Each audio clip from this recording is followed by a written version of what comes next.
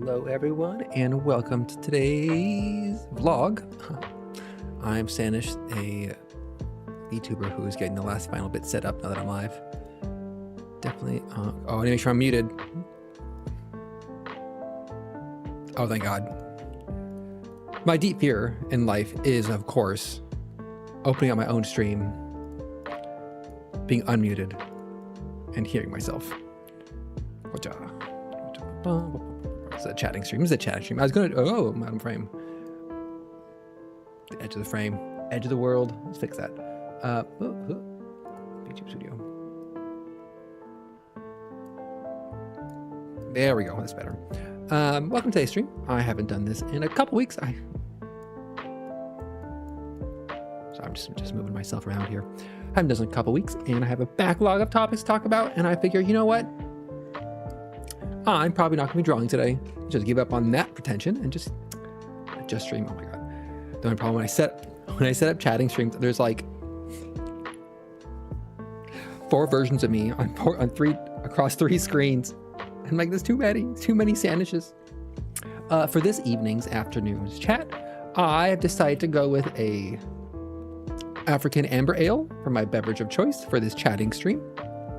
If I run through this tall boy of Mac and Jack's ale, then I will switch to, I got my first seasonal pumpkin autumn harvest beer of the season, because this is the first chatting stream of fall.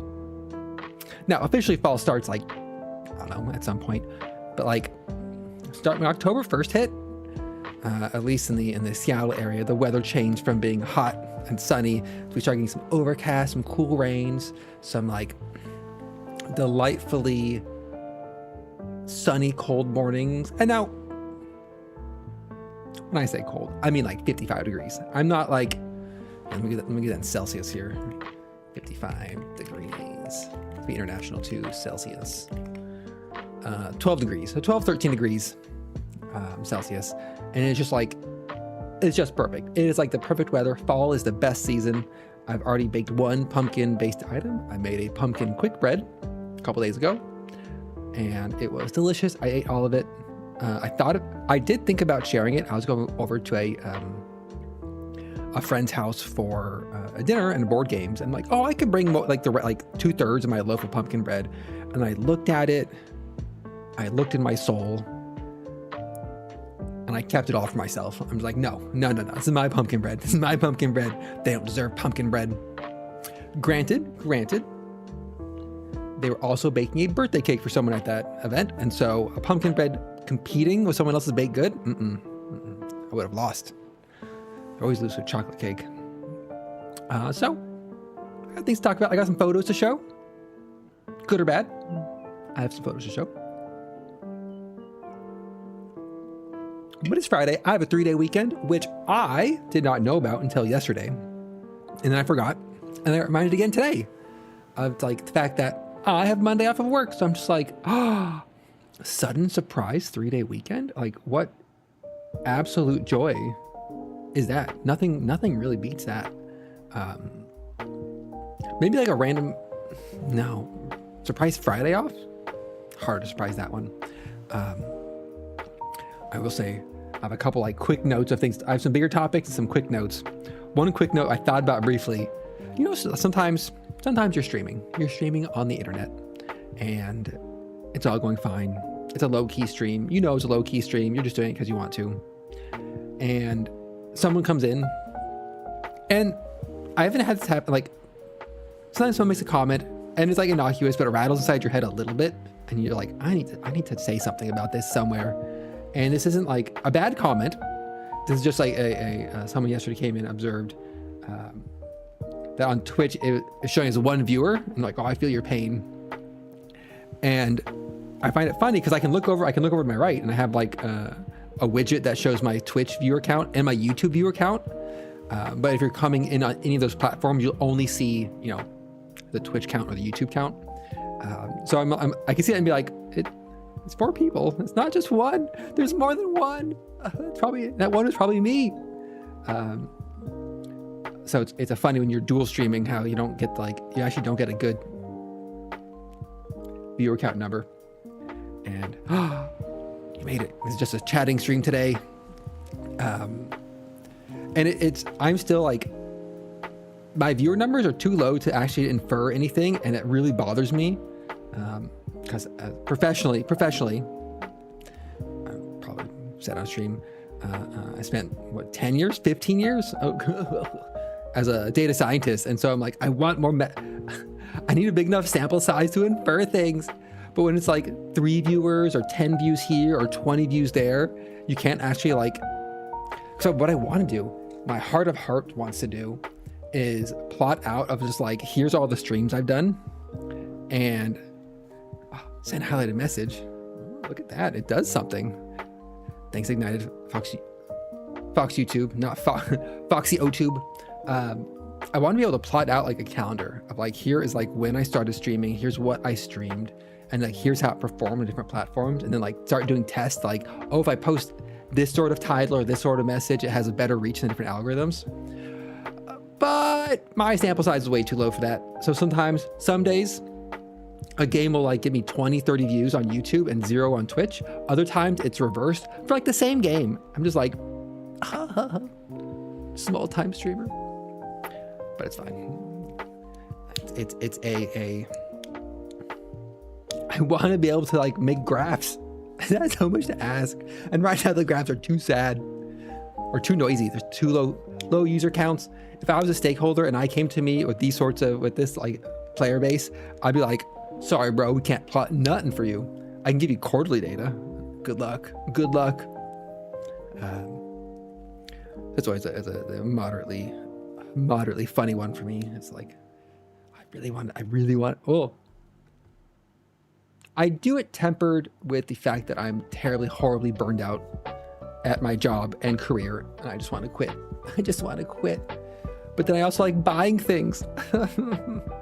It's a terrible curse, isn't it? It's like, I could probably quit my job and get by. Barely. But I'm also like, on the other hand, I'm like, what if instead I want to get in a vinyl and start buying albums? Which is what I did this week. No regrets. I realize I'm slowly descending. This is not slowly. This is more inevitable. I'm inevitably descending into being my true final form, which is 100% pure uncut hipster. I think I was born for this role, and I will get there. Like, oh, I was into VTubing before it was popular. I'm ready for it. So I'll get into it a bit later on why I finally broke down and started getting into vinyl this week. I say finally because I'm thinking about it for 10 years, and it's finally I hit a moment this week where I'm like, you know what? I don't care if I can't tell the audio quality difference. I'm doing it for the vibes and the aesthetics. And I'm like, oh no, I've become that person. Delightful, just delightful. So let's see, what do we got on my little to-do list here? I'm going to talk first. I went to the, because I've talked about this on and off of the streams through the year, but I decided about a year ago, I realized I have never really been to concerts before. So music concerts, music venues, music shows. And this is part of like the last 3 years I've been going through this process of self-discovery, of asking myself, do I enjoy these things? Have I tried these things? And so I'm trying things out, seeing what I enjoy, seeing what I don't enjoy, reassessing things to see like, have I written this off but I actually enjoy it? Or have I just convinced myself I actually enjoy it? So concerts were on there, something I never did. Not for any particular reason, it didn't happen. So 18 months ago, I made an effort to buy a bunch of concert tickets through the year. And no, I say a bunch, it's like 3 or 4, right? So I saw Ado at the start in April. I went to Stardew Valley concert, Symphony for the second time. There was another one. I'm pretty sure there was another one in there. Maybe not. But last week I went to the Laufey concert in Seattle. This is me testing out the waters of if you if you tag things with a specific locale, well, the algorithms like that. No, I still don't care. I went to the Laufey concert in Seattle because I wanted to. Like that's all there is really to it, right? But it was my first time seeing at event like that large of a venue. So Ado's in Tacoma Dome, which is I found after the fact, my music friends are just like Tacoma Dome. They're like, that is not a good venue, friend. That is not representative of what a music concert should feel like. So this time I went to, when the tickets went on sale, I bought 2 tickets for me and a friend. And then we went to we went, but like we met in our seats because the logistics getting there was terrible. And then getting,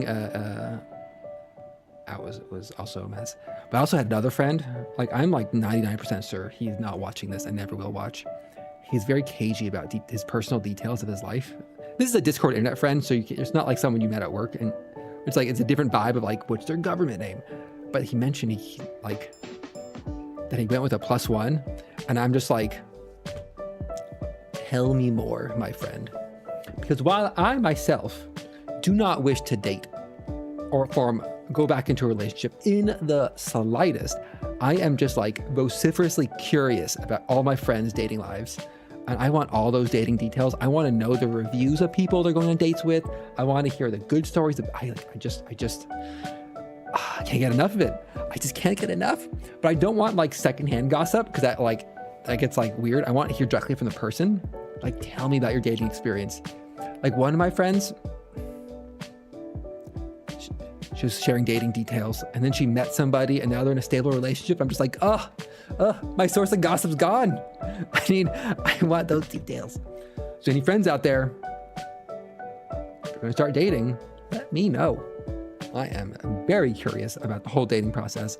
As someone who's never done online dating before, I am deeply, deeply curious, up to the point of not wanting. I don't want to do it myself. I just want to hear other people's experience about dating, because it's fascinating to me, about how people present themselves online, how people interact, how the filtering, how the apps works, how dating works.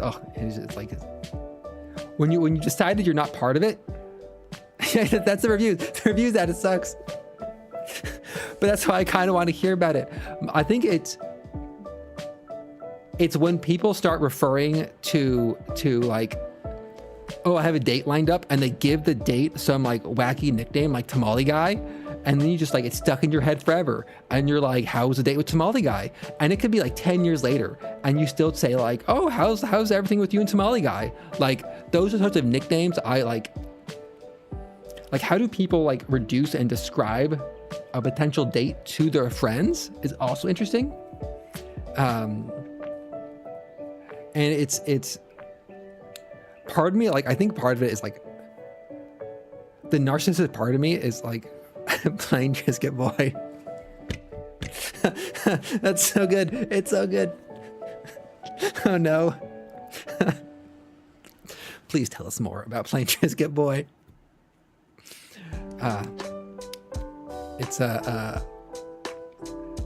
See, those sorts of details that you latch onto, and you're like, the day was growing great, but he just ate plain Triscuits.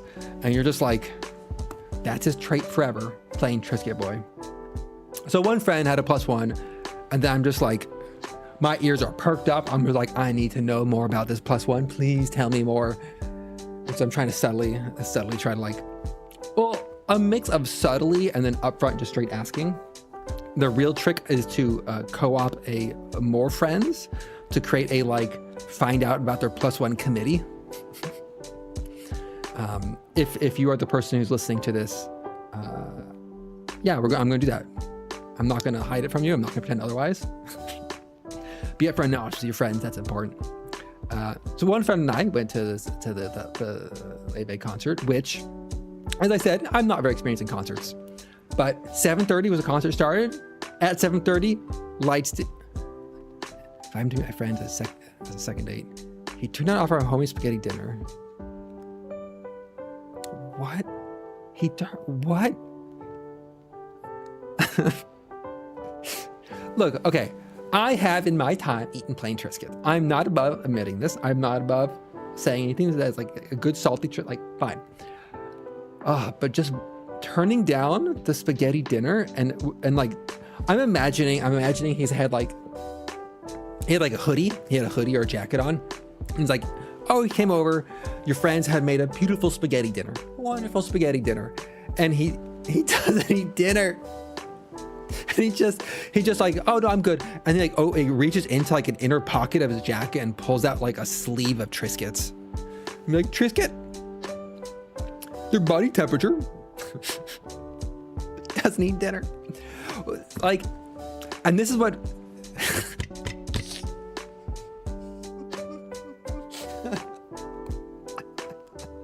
I guess Triscuits don't come in sleeve. I'm thinking of Ritz crackers in the box. No. And this is what I find like fascinating about dating stories is it makes me like fascinating, deeply like perplexed and flabbergasted at like people's communication abilities in relationships. Like just like, oh, want to come over to meet my friends at spaghetti dinner? Like, say up front, man, like, I'm not going to have any, but I'll bring Triscuits. Like, then you could be like, you know what? Never mind. So I'll save ourselves some time here, Triscuit boy.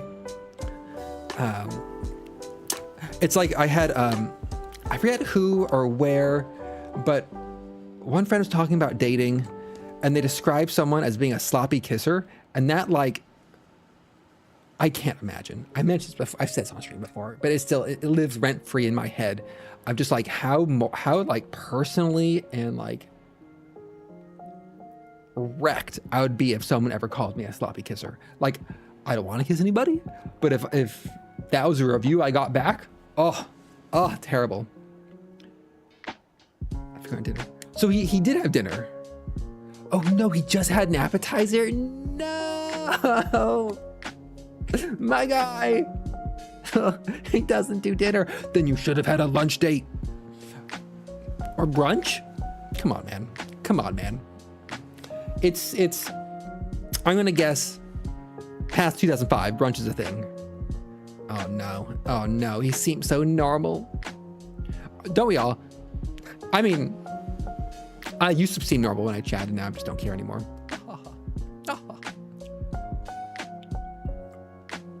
So, oh no, man.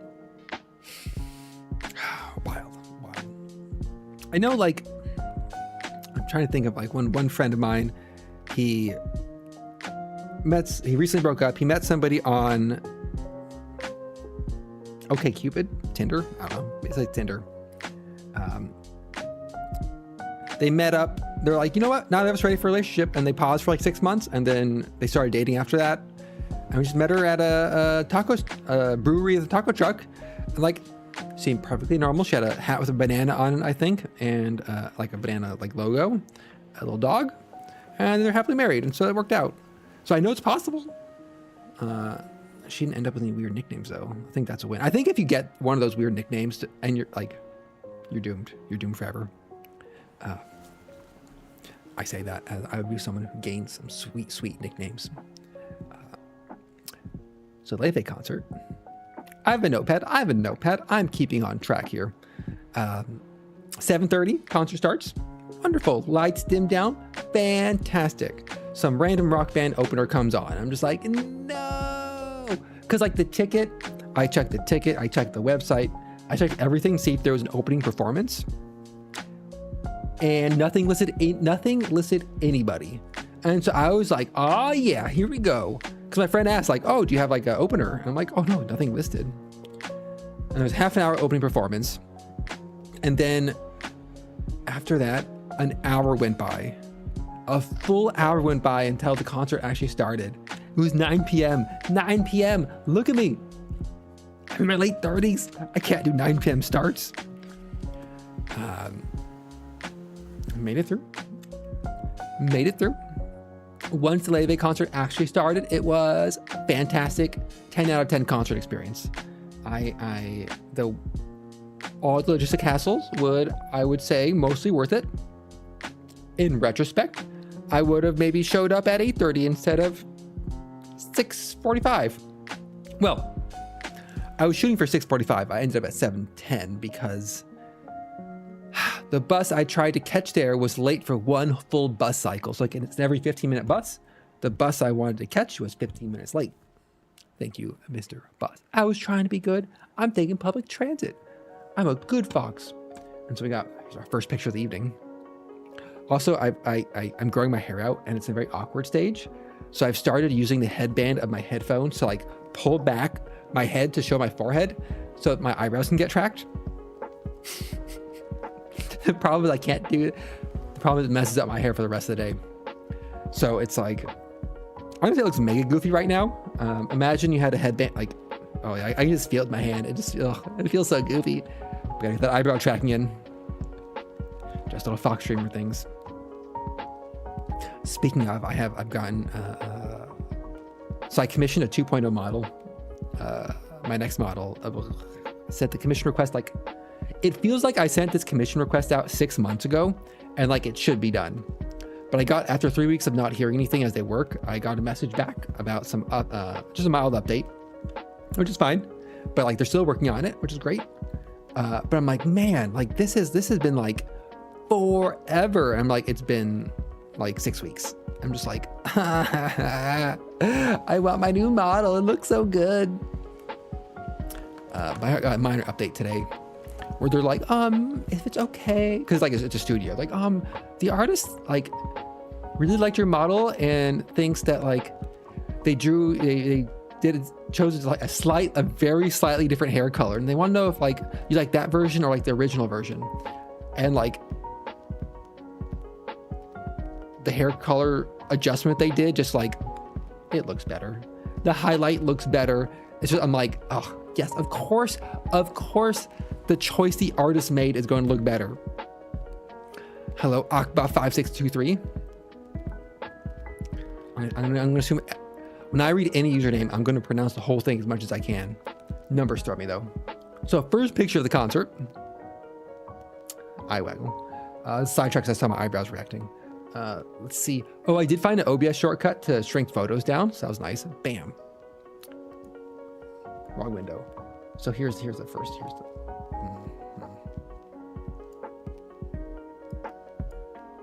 Myself. Here's the first photo. So the concert was wonderful. It was a great concert. The one disappointing thing was learning that Laufey did a concert last year in Seattle at a much smaller venue at the Paramount, and I 100% missed it. I'm just like, no, it would have been so much better. Like, it would have been honestly so much better. Like, this was great. She did like a whole jazz set up in the middle of the floor, and it was great. Acoustics were wonderful. I didn't have to wear earplugs, which is nice because Laufey is not like a huge rock band. Ado, I needed more earplugs. I need more earplugs for that lady. I needed sunglasses for all the lights. That was like a light show and a concert. This was just a great choreography. She had backup dancers. Music was wonderful. The singing was 10 out of 10, fantastic. The lighting was great. I think everything except for the hour-and-a-half wait to start, and the fact that Climate Pledge Arena is a hockey arena. So underneath the stage is a big slab of ice, and it was just hella cold inside. It was cold. I was so cold. I'm just like sitting there, just like hunched together, like unrolling my sleeves and be like, I'm so cold in here. And then like I was with a friend, and like she was also like her gloves are on, also super cold. And it's one of those things like, oh, with a gentleman thing, we offer her a jacket. I'm like, I didn't have a jacket. Even if I did, I'd keep it because I was cold. Learned my lesson. It's funny because I left the house and it was a bit chilly out. I'm like, oh, it was a little bit chilly out in this outfit. Maybe I should like grab a sweater or something. I'm like, you know what? It will be fine. Absolute rookie mistake. Rookie mistake on my part. Learned my lesson. Well, maybe I learned my lesson. I'll see the next time I go outside. So the concert was great. However, exiting the concert I'm going to describe politely. For the direction I was going, utter shit show. Absolute garbage. Climate Pledge Arena. You're all about buses and transit and all that, right? Like, that's your whole deal. You get a free transit pass on any of our metro services in Seattle when you get a ticket to Climate Pledge through a shitty app. But you know what? They're doing it. Good for them, right? They're trying a little bit. Trying to leave was an absolute nightmare because everyone exited. So far, so good. And went to parking lots and got in their cars and jammed up all the roads. And because the roads were jammed up, none of the buses could actually get to the bus stops to take people away. People like yours truly. So I was sitting there at a bus stop looking at absolutely, what am I moving here? Absolutely blocked roads. Just bumper to bumper traffic, all lanes of traffic going anywhere. And like, if this road on the left here could have been a bus lane, would have been great. I waited 20 minutes. It was warmer outside than inside. Oh yeah, you need to run to that bus stop. I was sitting here and the little screen said like, oh, your bus is coming in 15 minutes. And I'm like, sure it is, buddy. Then I waited like 10 minutes and the bus actually existed. First off, the bus existed. If you are taking late night buses in Seattle, you know that is a problem. Sometimes you get a ghost bus. But then I looked at the map where the bus was, and the bus was stuck behind all of this traffic and couldn't actually move. So it's like 11:15, let's say 11:15 p.m. It's warmer than it was inside the venue, but it's still chilly out. I'm looking at this. I'm like, it's going to take at least 20 minutes for the bus to get here.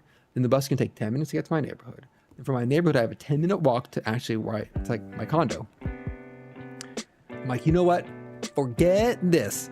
And I power walked 4 blocks through traffic, got a lift, and was home in 10 minutes. I'm just like, I tried to take the bus and be good. Oh, I'm so sorry. So, Climate Pledge. Dearest Climate Pledge. Make that a goddamn bus lane. Get it together, people. God. Get some like traffic people out there to control traffic. Is it that hard? Is it really that hard? Someone with a brightly colored vest, maybe a whistle, and like one of those like light things to spit. Like, honestly, he's got a light stick. He's got a light stick and like do a Wodagay and just like point them out the directions. Which, circling back to light sticks, in the concert. So Ado is my other concert I went to. Ado is a J-pop artist. We all had light sticks. Welcome, Ichika. Welcome to my stream talking about the Laufey concert. So the Ado concert, everyone had light sticks, right? You have a light stick. It's great. Laufey was my first Western concert, and no, Western concerts don't have light sticks. And instead, everyone like at moments where they wanted to like have lights or whatever, everyone had like just hold their phone up and like have a bright light, like the flashlight in your phone, like waving back and forth. I'm just like, Western artists, get it together. Give us some branded light sticks. I would have paid, I don't know, $65 for a Laufey Laufey light stick. Side note, I read her name for about a full year before ever having to say it out loud. So I mispronounce it every single time. Every time I mispronounce it. It's Laufey in my head, but it's Laufey if you're like saying it correctly. Translation device. Thank you so much for subscribing to my channel, which raises a deep problem about my alerts not going off. But Western artists, you need to invest in light stick tech. This stuff is like great. You can change the color in the concert. Everyone's uniform and what they're waving around. It gives you something to do during the performance. Get light sticks. Laufey, when you watch this stream, which I know you will, because it's in the title, get some branded light sticks. Highly recommended. Highly recommended. So the concert was great. Will I continue to go to concerts in the future? Honestly, I'll put it at a strong maybe. My expectations are set. So I really like an artist. I'd go see them in concert. If tickets are cheap enough and it's convenient enough, I might go. For example, Twice was coming to Seattle in January, And I thought about it. I thought about it briefly about going to the Twice concert, but two things stopped me. One, cost. Two, I'd be going by myself. Three, I like Twice, but do I like Twice like half a day's worth? You know? Maybe not. Now, if it was Sobi, Creepy Nuts, Ado again, Laufey again, some other artists, 100% see them in concert. Hands down. Is that happening? I would actually need to. Baby No Money, for example, had a concert, but the tickets were just a bit too expensive. I'm just like, sorry, friend. Sorry, friendo. Passing on that. That was a concert. That was last weekend. That was exciting. It was exciting. Took a lot out of me. The next day, I'm just like, I'm dead. I think I streamed the next morning, but I'm just like, I'm dead. I stayed up. I stayed like 2-3 nights in a row to midnight, and I'm just like, I'm too old for this. Because it was. I thought about this. I'm like, do I want to like say it's on stream? Like, is this doxing information? And I'm like, I'll be vague enough. I don't think I ever listed like my birthday, but it's my birthday week. My birthday is early October. And so I had all these different things lined up that just kind of coincidentally lined up to like the week-ish of my birthday. Which is really fun. It's a fun way to celebrate. I highly recommend it, especially when your birthday falls like on a weird day of the week. Like when your birthday is like a Saturday or like a Friday, you can be like, yeah, let's have a birthday event for myself. When it's like Monday, you're just like, no one wants to do anything on Monday. Nobody wants that at all. So for example, I'm going to Corn Maze this weekend. Oh yeah, it was super fun. And I'll say the nice thing about it. I bought the tickets went on sale like 8 months ago. And so I have completely forgotten. It is 100% out of my mind how much I paid for the tickets. And so it's just like when the actual event shows up, you're just like, I got these tickets for free. Woo! Let's ignore this. Let's not pretend what I paid in April. I don't think it was that. Maybe it was that bad. But that was past Sanish paid for those suckers. Current Sanish has free tickets to see the concert. But the funny part is I was going with a friend. Look at me. Oh, I have a friend. I'm just bragging. And but I was transferring her ticket to her because I bought both tickets, so we're sitting next to each other. And it's one of those things where you refer to somebody by their Discord name or their screen name for like your entire friendship. That's all you'll call them. In person, you call them by that too. And then when you go on like it's like Venmo, you go on Ticketmaster to transfer tickets, and you're just like, do you want to send your ticket to government name? And you're just like, oh Jesus, like this is like not the jump scare I needed. Ticketmaster, like put in their actual email. You're just like, this is a lot of personal details to share with somebody. It's like, do you want to Venmo money to this full government name? You're like, ooh, should I like nickname that real quick? But I'll one thing. So, Laufey concert happened, 10 out of 10. Then the next morning, the day after, I was just like on TikTok because sometimes you're just like in bed at 7:30 in the morning and you don't want to get up to go to work. And she was showing off in a TikTok the albums for the vinyl albums for the concert. And I'm just like, oh man, oh no. That'd be a great album, like Matter of Time would be great to have on vinyl. I, at the time of saying that in my little head, did not own a record player or speakers to attach to said record player. And then, well, I've been thinking about this for a while. I'm like, you know what? We're going to do it. It's my birthday week. It's my birthday. I'm going to buy myself a record player and speakers and this Laufey album from a local record shop. Hell yeah.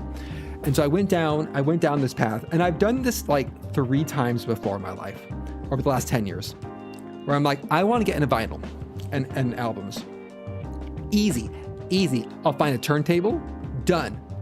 Boom. We're good. I start the research, and I'm like, there's 1,000 different turntables you can buy, like a billion of them, and they're all slightly different with slightly different names with features I don't really recognize. I'm like, uh-oh. Then I'm like, oh, then I have to get speakers. And I was like, oh, do you want powered speakers or do you want unpowered speakers with a preamp? And I'm just like, yes. And then I'm like, oh shit, I need a place to put them in my condo. My condo's 750 square feet. I don't have a place to put a record player and speakers. And I'm like, I'm like, but I could also get the Cowboy Bebop soundtrack. And I'm like, no, don't do it, Sanish. And then I'm like, I clicked that vibe. My friend sent me links and I saw they were on sale for like 25% off. I'm just like, no. So I committed to it, goddamn it. I took one of my probably biggest music fan friends, record player recommendation, another friend's speaker recommendation, got those online, walked to my local record shop, which is 2 blocks away, and I took pictures of it because I'm so proud. I bought the Laufey album and the Cowboy Bebop Iron Edition. Well, it's the only one they had.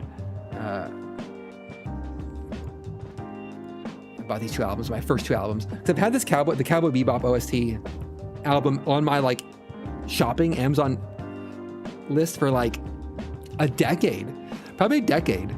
And I'm just like, oh, that'd be so cool to own. It'd be so cool to own. And I'm like, you know what? Now's the time. So I was very excited. So I bought these. I had these when this picture was taken, just sitting on my coffee table for like a day or two. And then like my speakers came in. I set the speakers up. And I'm just like on my coffee table still, mind you. And I'm like, now I just need the record player. And the player came in yesterday, and I got it all set up. And on my coffee table. I don't have a place to put these things yet. And I put the albums on. I started the Laufey album. And I don't know if I can tell a difference in sound quality. Which I expected. Because I'm used to playing out of Sonos speakers. And the power speakers I bought were about half the price. Because I'm not investing a lot this time.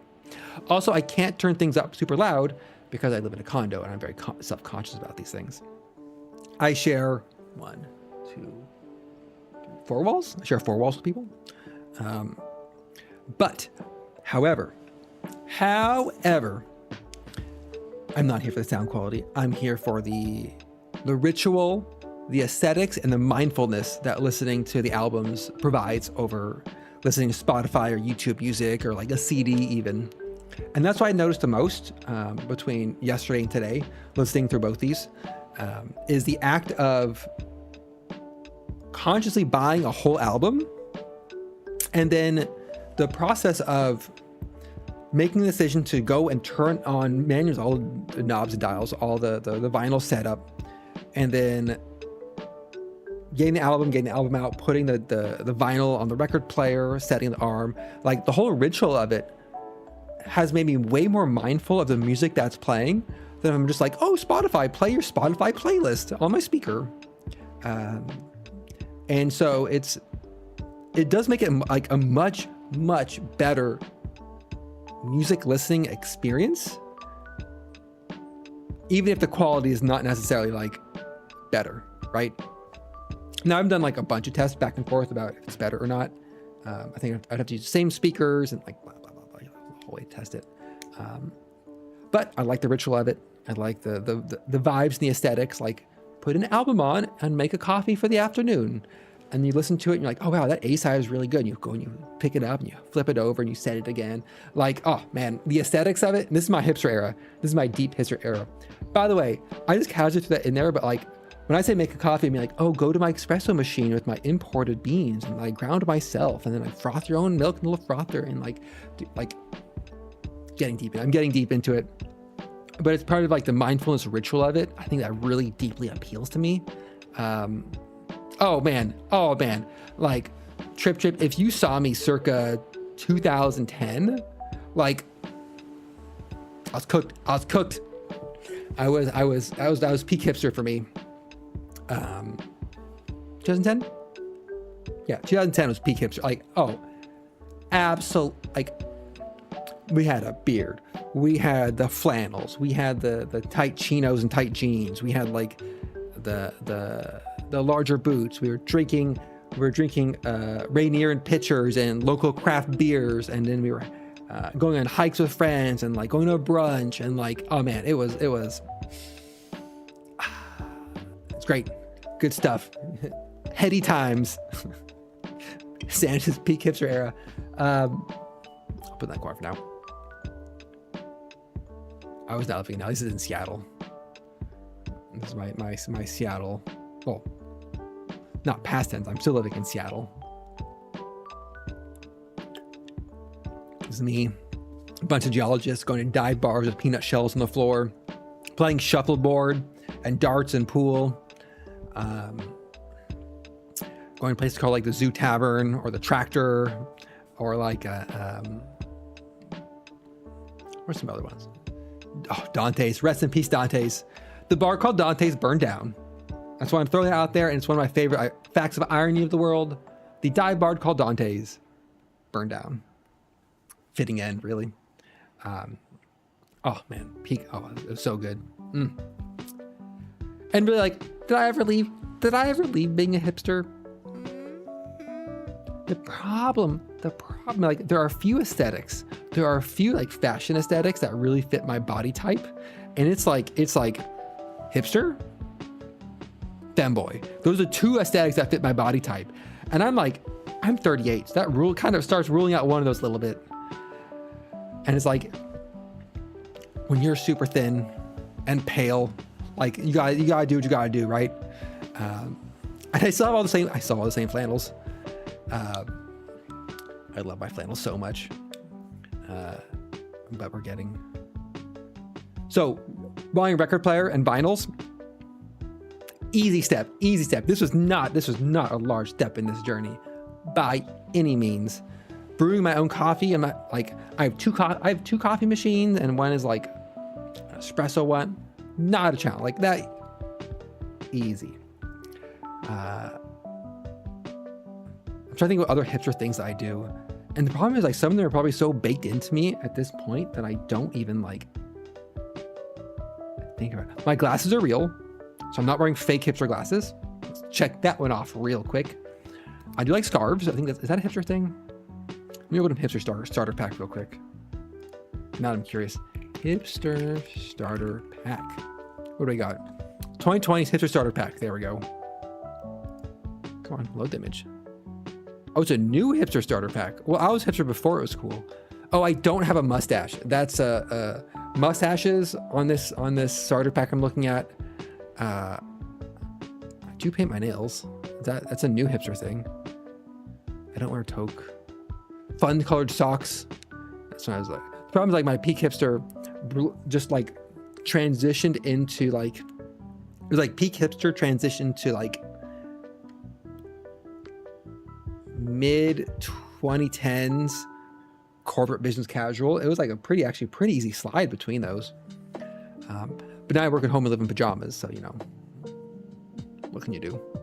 I leave occasionally, like going to a concert once a week.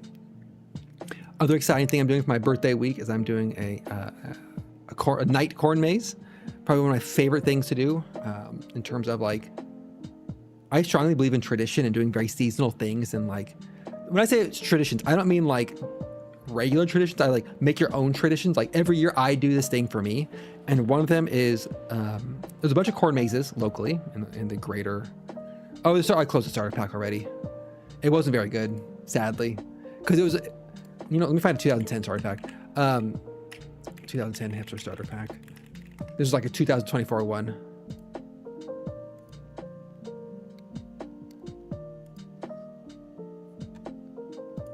Oh, here's one. Let me save this one.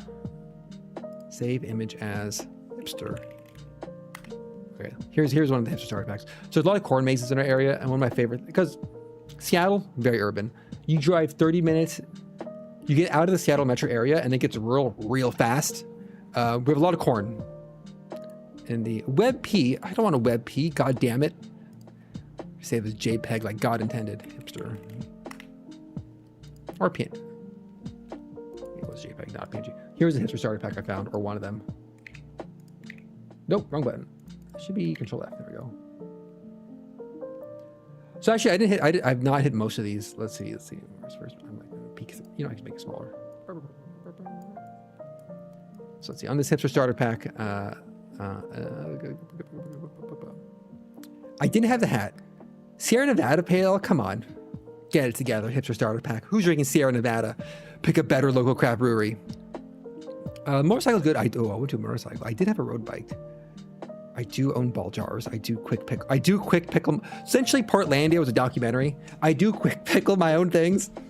I wouldn't do a pipe because I don't want to inhale things. Edison bulbs. Oh yeah, those are kind of neat. I think I have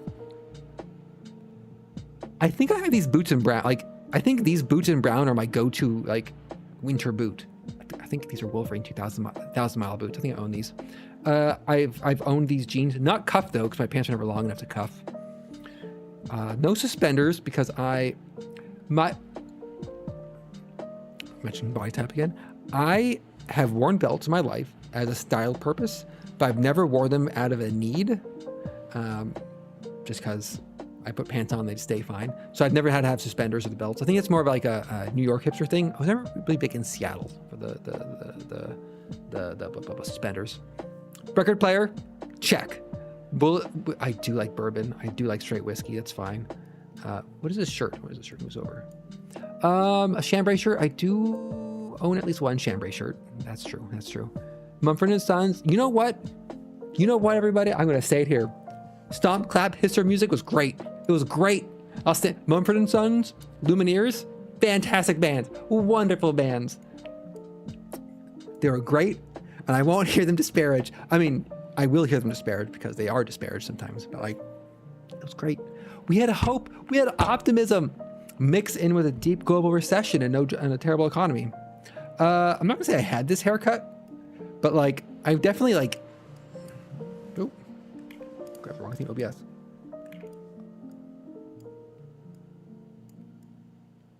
we go. I've definitely had this hair before.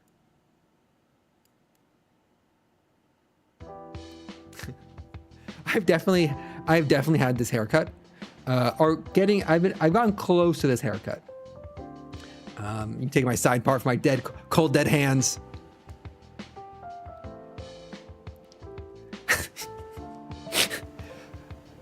Look, Trip, if you want to admit that you're secretly a 2010 hipster, that's okay. I think you can accept that about yourself and come to terms with it. If you have a banjo, and if you have a favorite single bourbon, I think this is Bullet. This Bullet that's on here, it's like Bullet. It's not a secret. No, I'm sorry. I'm deeply sorry. It's not a secret. And that's how you have to be a hipster. You don't make it a secret. You just like lean into it. You lean into it hard, and you'd be like, yeah, man, because this stuff is great and it's cool. But goddamn it, the minute other people start doing it, it's no longer cool. You got to stop doing it. Like if you're drinking like a Mac and Jack's beer for say on a stream. No, this is 2010's recession hipster. There's variants. Let me find a Pacific Northwest one. That might get your number. Pacific Northwest hipster. It was a funny. Oh wait, Pacific Northwest Millennial Life Starter Pack. Let's see what we got. Ooh.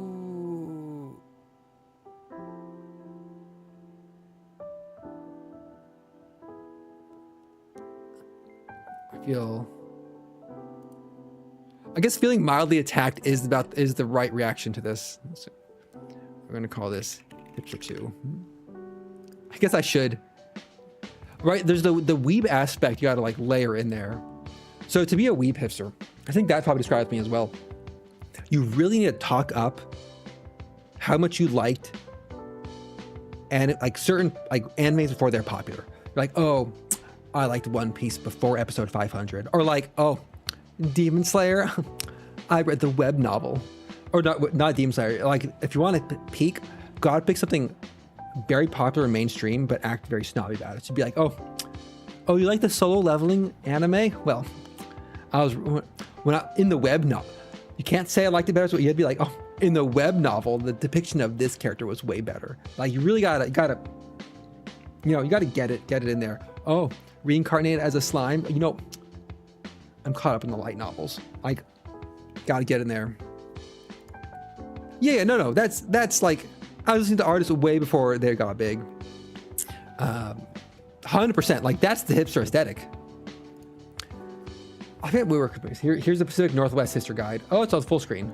I'll keep, let me just make this not full screen. Let's take this one piece by piece because it's a lot. There's a lot going on here. Yeah, oh yeah. Like, oh, I had guilty yaoi paddles. Like, really kind of get in there. Let's see what we got. What we got in this one? Marijuana phone case. Not me, but I can see why. This is the Washington hipster starter pack, effectively. Smartwatch, check. Beer of a mason jar. Who hasn't had beer out of a mason jar? I don't own a Subaru Outback though. Can everyone here say that? I didn't think so. Don't have a kayak. Overcast, easy. 27 brews and 2 miles to location. That might be true. Map my hike. Oh, yeah, honestly, the convergence of like outdoorsy activity with tech is very much awfully defensive there. The convergence of like tech with outdoorsy activity is very much the current Seattle Pacific Northwest. Exactly. Then you start defending yourself like, well, oh, these jackets look just like that frames me really well. How do I like? There's a way to crop. How do you crop in OBS? There's a way to do it. I never remember how. OBS, let me crop. Transform blending mode. Transform?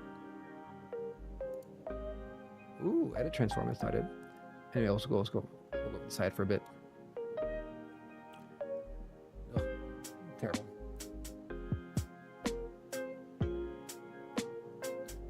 Waiting for the rapid ride, yes. Bernie bumper stickers, yes. I'm not sure if this Patriots family now kid is, because like, that's Seahawks. Gore-Tex boots, REI jacket, DSLR, minimum wage. This is a mid, that starter pack's mid. That one's mid. There's a lot of way to be hipsters about it, but I think hipster weeb is a good niche to hit in. I definitely fall into that. Like,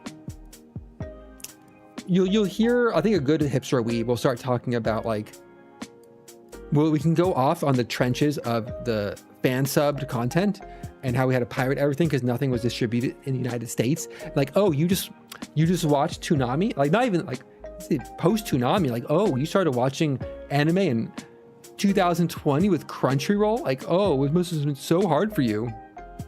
Like, oh, you didn't have to wait weeks.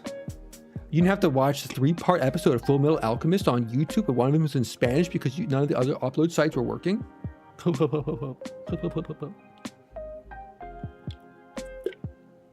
Anyway, being hipster, you can be insufferable, or you can be really chill about it.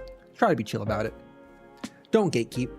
Bring people into your hobbies and things you like. If you like quick pickling and records, get other people into it. Welcome everyone into your space and info dump on them until they flee in terror. Welcome to my vlog where I'm info dumping on everybody until they flee on terror. Concert. That was one item off my list. Oh, no. This dovetails wonderfully. If you want to know a modern Pacific Northwesterner, easiest thing to do this, easiest litmus test, bring up mushrooming. I feel mushrooming is the current on-trend outdoor activity in the Northwest right now.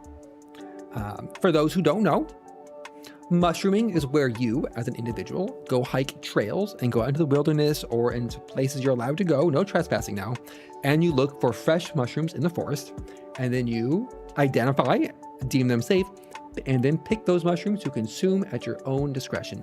Not hallucinogenic mushrooms, but actually like edible mushrooms. Because hallucinogenic mushrooms, we would never ever talk about such a thing on this stream.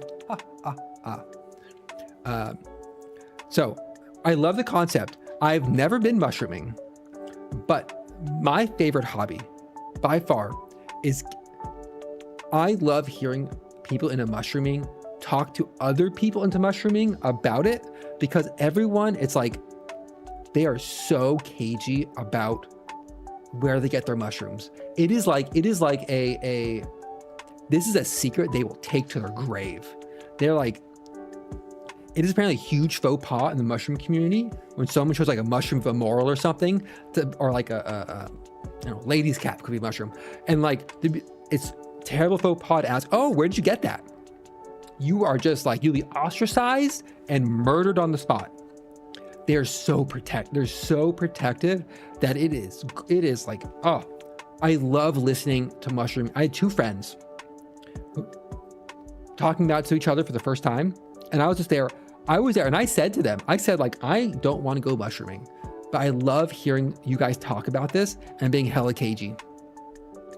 And what it was one is like, oh, do you want to go mushroom with us? And the other one's like, oh, sure. Like where? Like roughly where do you want to meet up to go? Like, oh, well, it's kind of nearby. And they're like, yeah, but where? And they kept like going back and forth like 5 minutes trying to figure out like where the hell they're talking about. Like one friend just wanted to know like, where are we meeting to do this? And the other one's just like, we'll text you 5 minutes before the blind. One of them legit said like, my ex's family took me to go mushrooming and they had a secret spot and they legitimately blindfolded this person and walked them to the forest to find their secret mushrooming spot. Honest to God, people are crazy about their mushrooms.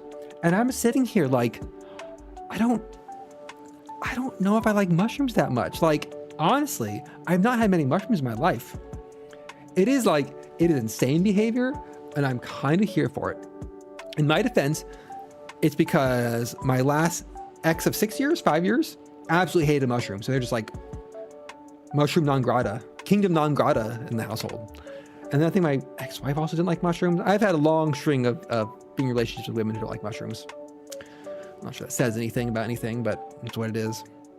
And I'm like, they wouldn't even touch a mushroom pizza. I'm like, mushrooms are fine. But I'm like, they're fine, but I don't know how to cook them. I don't avoid them. But it's just like, that's a mushroom. It is weird that they are a separate kingdom from plants and animals. That's weird, everybody. That is kind of weird.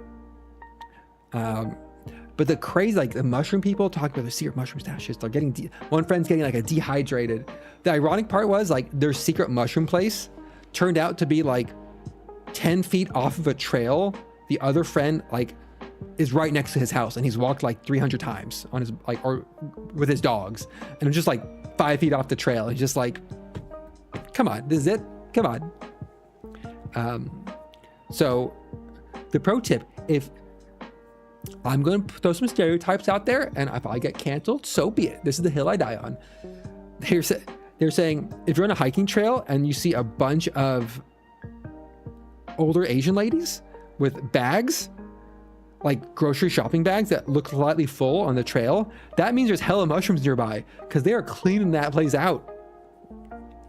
But so are the hipsters, like so are like middle-aged millennials are also cleaning out the mushrooms. But like those are the two demographics that go sweep the forest for mushrooms. And it's wild. It's the secrecy is wild. And I'm like, if you like break the secret, do they invite you out to mushrooms and then murder you in the forest and then bury your body to then have the mushrooms decompose your body? It seems like a good murder location, if we're being really honest with ourselves. Don't go mushrooming in the forest with strangers, everybody. I think that's the lesson I'm taking away from this. But I love talking about it. So it's so like, I know it's the secrecy and like not the gossip, but just like the drama of it all. Ugh, I love it. I love drama when it's not my drama. See?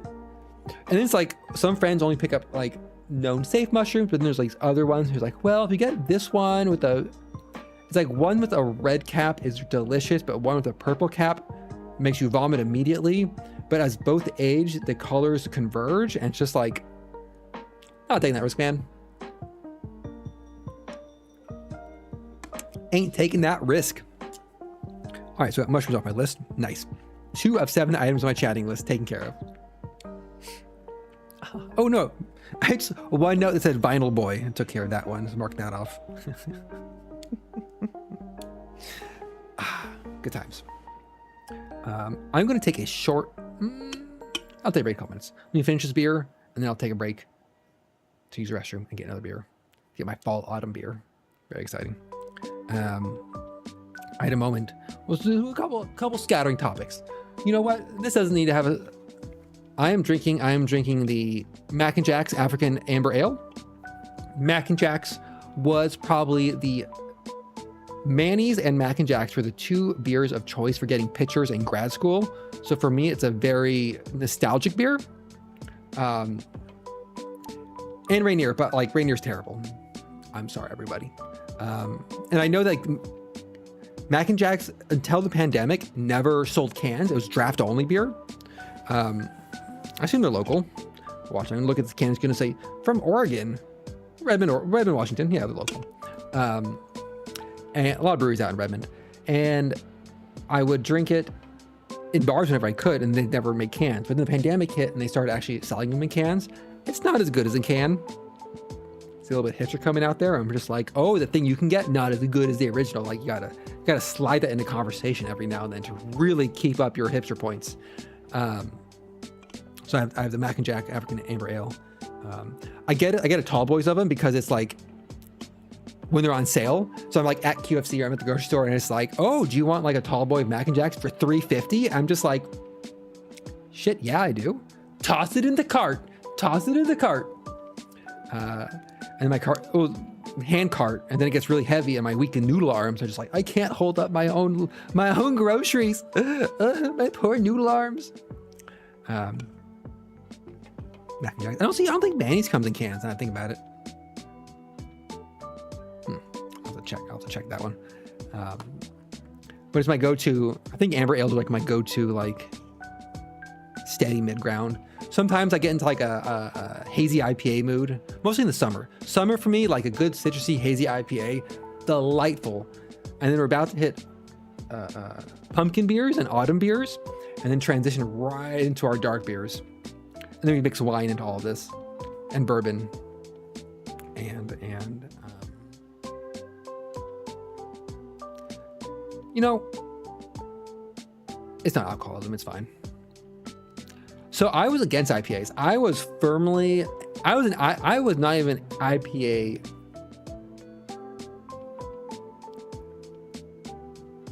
I didn't even prefer them. I wasn't even anti. I was a straight up IPA hater for about 10 years there. Because I moved to Seattle 2009. It was like Cascadia hops was booming. It just hit this giant wave of Cascadia hops. Overflowed the entire state, and everything was an IPA. You're an IPA. We're gonna throw just loose hops into your glass as a garnish. Like, oh, do you want to order Caesar salad that has hops in it? Terrible, awful. It was so hoppy. Just But then I found a couple of good hazy IPAs that are a little bit more mellow on the hop side and a little more fruit forward, a little more citrusy, that are actually pretty good. It could be I'm also 15 years older, so my taste changed. Like that could also be contributing to this. Because when I was younger, awful, absolutely awful. Give me those sweet drinks. My friends would be getting like IPAs at the bar, and I'm like, I'll have your well port, please. Not porter. The fortified dessert wine port. The one dive bar we went to had port on, not on tap, but they had like a $5 pour of port you could get. Who knows what it was, but it was great. Got you messed up. Tasted wonderful. It wasn't an IPA. People thought you were hella fancy. I wasn't fancy. Just pour it as a dessert wine. It's so good. Secrets revealed on stream. So speaking of my noodle arms, I've been going to the gym. Oh, Guinness? Oh, delightful. Absolutely delightful. Like, I don't have Guinness that often, but when I do, I'm just like, shit, man, this is really good. Stouts, porters. I think that when I got a pumpkin, like imperial ale, I think. I'll check in a little bit. But like, though, to be fair, I went to the Guinness factory in Dublin in 2007. And this was before I drank beer. in 2007. I was 19, 20, let's say 19. And tour is great. Give me a tour of an alcohol producing facility and I am a happy fox boy. I grew up in the wine country. I grew up on vineyards. I grew up pressing wine and like bottling, like the whole wine industry I grew up in or adjacent to. So give me like a brewery tour. Give me a sake factory tour. Give me the Guinness tour. Give me your Scotch Highland tour. Fantastic. 10. I just eat it up. Eat it up.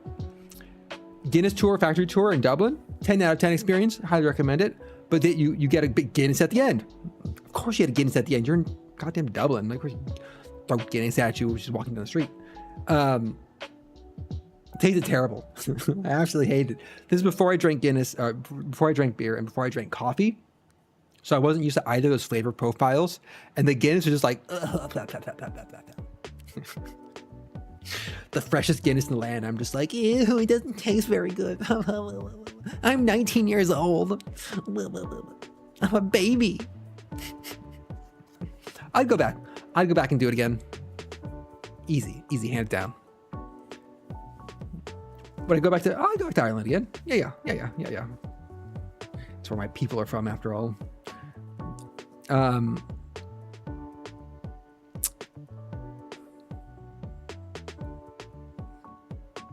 I go back to Ireland?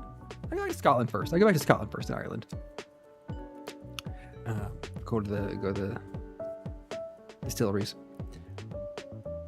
So I'm not sure I've talked about this on streaming. I've been going to the gym for the first time in my entire life. So I've been to climbing gyms. I've been to, again, peak hipster climbing gyms. Nobody's surprised. Let's move past that. Move past that part over here. Set that aside over here. And we'll come over here.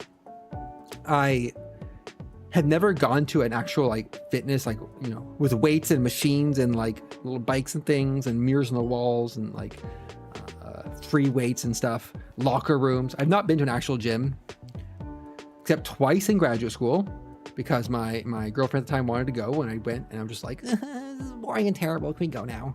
I want to go home and play my video games. Direct quote.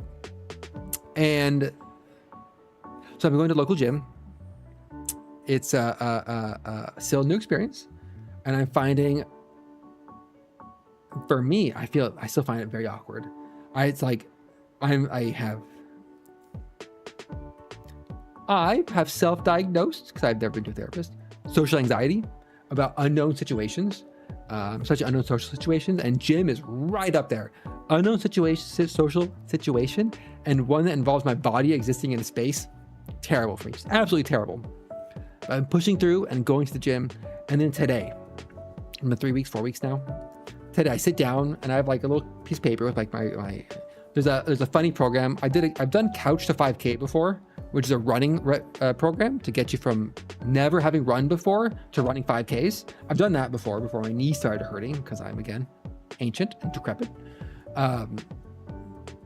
Someone sent me a similar program that's called Couch to Barbell, I think, which is a 12-week program of going from like you've never lifted more than like a cereal bowl to actually doing like the full like weight bar. And it's great program. It's working pretty well. But the two problems I have is it's like every time you go, increase the weight by 2.5 pounds to 5 pounds. And I'm like, that's great. The only option at my gym that I go to are to increase it by 10-pound increments. So I have to go from 40 pounds to 50 pounds. And I'm just like, that's a lot of weight. So I've been managing. But today I sit down, and one of the machines is like a lat pull down where you're just like, you're sitting on a bench, you're leaning back, and you have like a bar above you. I'm reaching my hands up in the air. Pretend you can see my arms here. You reach the bar, you pull the bar down towards your chest, and you go up and down. Like you're on like one of those like white machines, like all the like the tension rods and like the little weight with the little like little key that sets your weight on. And last time I did, like, let's say I did 40 pounds last time. Like, you know what? We're gonna up it to 50 pounds this time. Hell yeah, making progress at the gym. Let's do this. Which, by the way, I was listening to a playlist my friend made called The Mothman Figures His Shit Out on Spotify. Pretty good playlist. If you like indie music. Great title for playlist. Mothman Figures His Shit Out. That's a playlist. So listening to this playlist, Let me, where was I in this place? I was somewhere in the middle here. Like, I don't know, Glass Animals came on, or like Florence and the Machine, or like the new Format song, Rainbow Kitten Surprise. One of these bands were on there, and I'm like in the gym. I slammed that 50, like the 50 in. Last time I'm going to go up 10 pounds. I grab this like little handlebar before me and I pull it, and like I am fighting for my goddamn life to do 8 reps of this machine at 50 pounds. And I'm like, what happened? It's only been like 5 days, like since this part of the set. It's only been like 4 days since I did the set. Like that I just like gained muscle atrophy since then. Like, how is this? Why am I struggling so much? And I struggle through 8, and I'm like, oh shit, I need to just drop back down to 40. And I put it back to 40. I try again, and I'm just like, why is this so goddamn hard? And I pause. I don't pause. I just like, I struggle. I look down at the weight, and on top of the weight is a tiny little placard, like a small placard here, a small placard, because there's 2 of these machines, right? And it says, listed weight is for each hand. And I think about this, listening to this music in this gym, feeling awkward in this space. I think about this, and I realize this means that 50 pounds was 100 pounds on the other machine. And enjoy your queue in 14. May your dungeon go well, or your raid. And I realized I was trying to like do 8 reps at 100 pounds instead of 50. And I'm like, okay, I've not become weak and decrepit. I just don't know how these machines work. So I felt a little better, but this deep moment of just like, where you think you can do something and you deeply suffer. I'm also hitting the problem at the gym, because you're supposed to increase weights. Like, I don't weigh very much, and I'm using these weights, and like one of them is like you're doing a bench press effective with dumbbells, but like I'm using dumbbells and it's like it's a third of my weight, and I'm like trying to like sit up holding these dumbbells, and I'm like, my lower body doesn't weigh enough to like push me back up. It's a struggle. It's a funny struggle. I know everyone, like, if you keep lifting weights, most people hit like weights that are like a good fraction of their body weight. But hitting it so fast, I don't weigh very much. I have to go to a gym and I have to work out. Pain. The pain and agony of being forced to actually work out. And it's because, do you ever have to realize something about yourself and accept it and tell yourself it's okay? And for me, over the last 4 years, let's say, I've realized I am very, very susceptible to peer pressure and influence from my friends. Like, if enough of my friends are talking about how great something is, I'll probably do that thing. And the only reason I'm at the gym is I have one friend who lives nearby, and she was talking up this particular gym and how working out is great and all these things, and now I'm working out.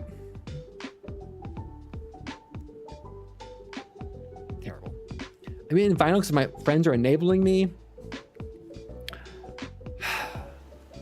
Unless it's something I know it's like a hard boundary of something I don't like if I have a friend who's into something, like, I'll absolutely follow along and join them.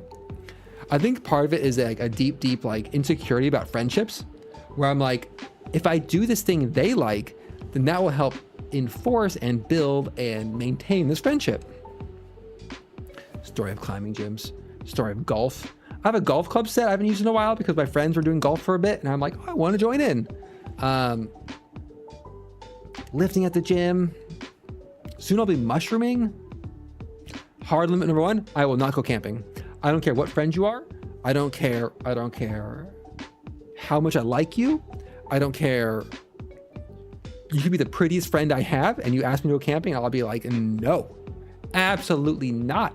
You could be like, I will cook you wonderful meals on the campfire, and I'll be like, that's nice for you. Tell me how that goes. Or I'll say, I will join you for your campfire meal and then drive to my hotel. Thank you very much.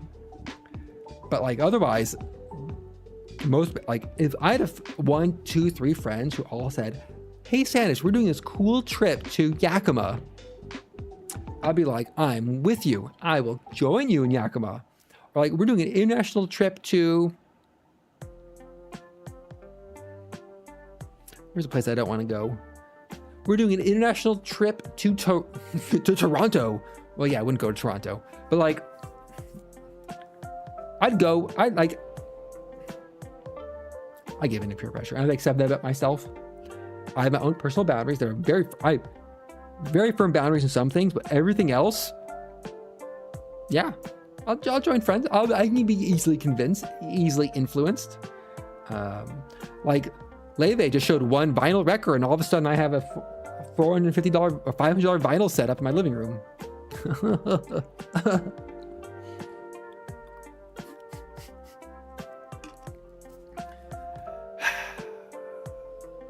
Such is life, isn't it? All right, let me kill this tall boy. It's getting like a bit warm. Usually I split this up into 2 pours and I put the can back in the fridge in between pours. But it's I decided like I'll drink from the can this time. It'll be fine during the stream.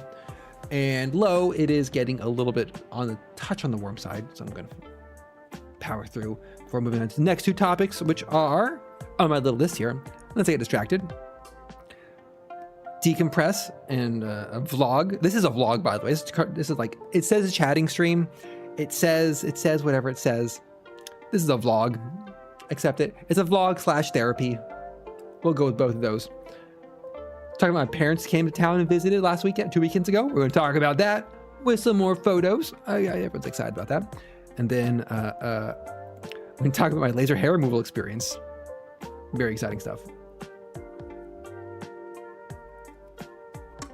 Okay, I'll be back in, let's say 3. I'm going to sneeze.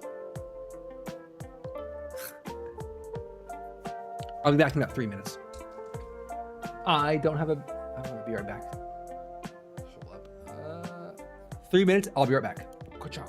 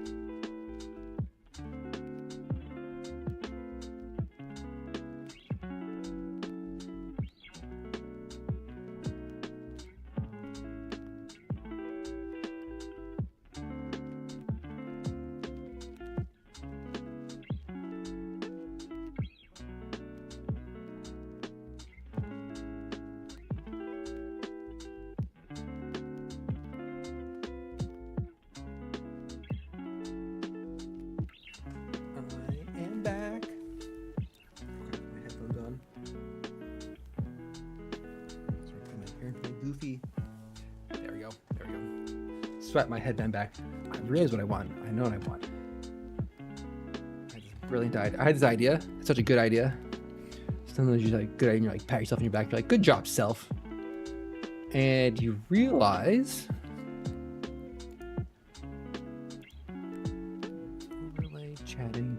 Oh, all this stuff on here is part of the background. Oh, okay.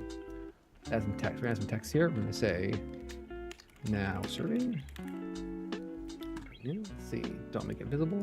Bing. Now serving. Select font. Good dog. Cool. My font here. So I'm gonna go. Give me like 36. Yeah. 36 font. Now serving. Let's see how this looks.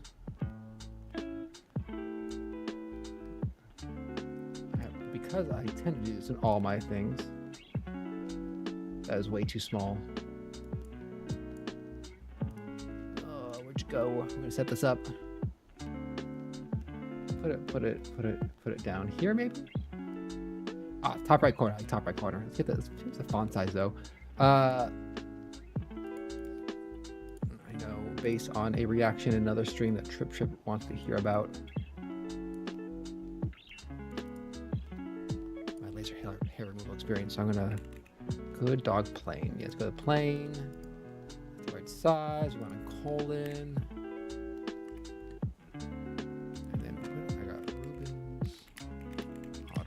Harvest. Rubens. Autumn harvest. Imperial. Is it Imperial? It said Imperial. Yes, I'm over 21.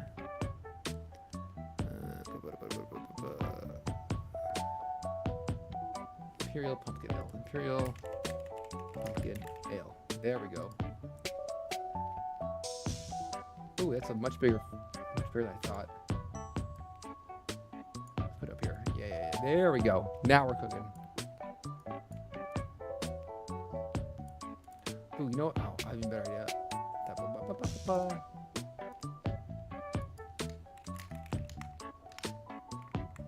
And the last thing I had was a Mac and Jack's Amber Ale. African Amber Ale. There we go. Bam. Oh no. I didn't capitalize the O. I did. Sus. Very sus. There we go. This is important. I think that's important. It's like a karaoke set list, except it's what I have been drinking for the stream. I see other VTubers have like so-and-so drinks on stream and gets wild, gets crazy. For me, it's more of a chatting lubricant, I guess. I don't know.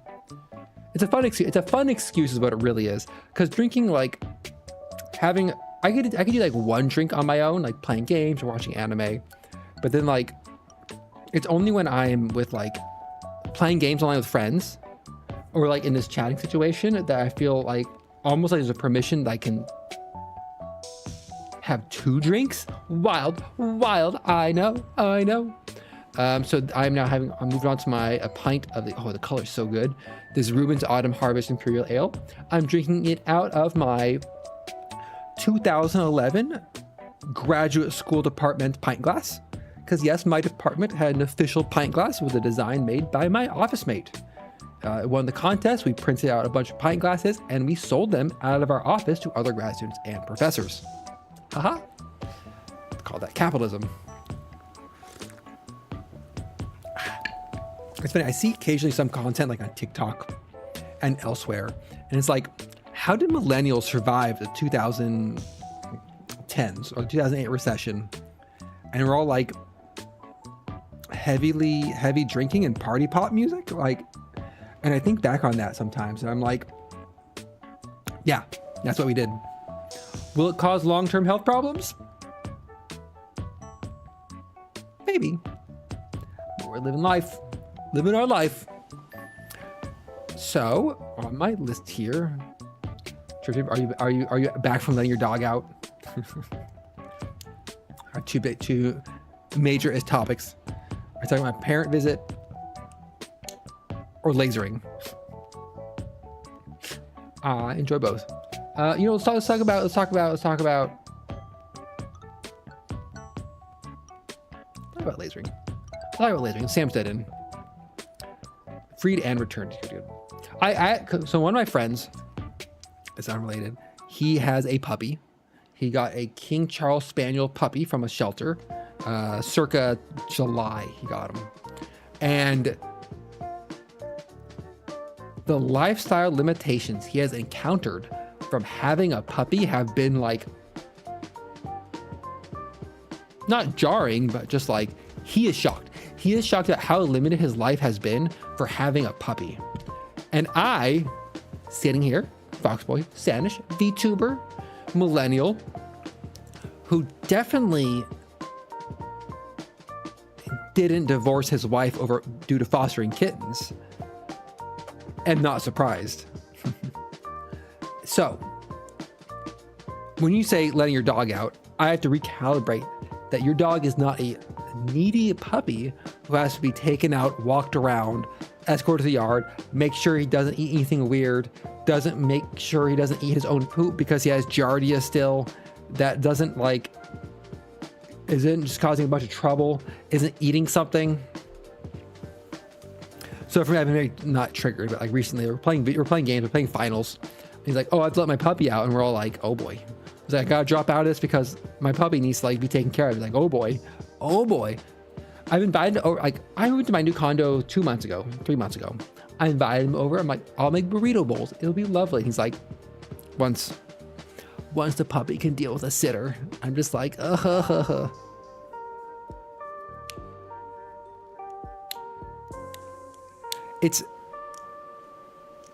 That's reasonable. See, my friend has he has a house with a fenced yard, but it's still like an ordeal to let his puppy out.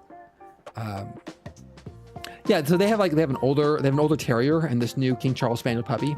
I'm gonna dox their puppy on stream. Puppy's named Alan. I'm gonna fully dox their dog. Doxed. Who I am not a dog person. I've mentioned on stream several times. Sorry, Arlo. Sorry, other puppies out there. I can see objectively how this dog could be described as cute as shit. Like, this dog is, like, if you want a platonic puppy adorableness, like this guy's got it. This guy's got that on lock. But he's needy. And he's needy in that, like, apparently it's a breed that's smart, and smart dog, from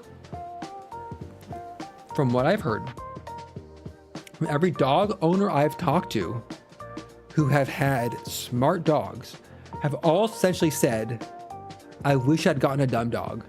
Like, get a dumb breed, because dumb dogs, so much easier. They're so much, he's super adorable, so much. He's gotten to the point though where he can essentially be in his crate in the car and be left just fine that way. Like we did it, my friend did a book signing. He did a book signing and they just left the puppy in their car during the book signing, in like air conditioning running sort of situation. So the dog was fine. It wasn't just like, we left my puppy in a hot car and he baked to death. No, it was like, it was night. It was fine. But it's like hearing my friends talk. My other friend owned French bulldogs. They're both gone. They've both passed since now, but for a while he had 2 French bulldogs, which fall in that category of like so dumb and funny looking that it's pretty entertaining. But also hella health problems. Hence, he no longer has French bulldogs. And not for one, in his case, I'm gonna throw that there, not for one of trying, his wife is a vet. So it's like, it's fine. Granted, she's a zoo vet, not a pet vet, but I assume it's the same thing. Taking care of animals, giving them shots and injections and health problems. I'm surrounded by dog people. That's my challenge in life. So, topic number 1 of the second half of this stream. I thought the stream was going for 45 minutes. It's been an hour and a half. Ha ha ha ha.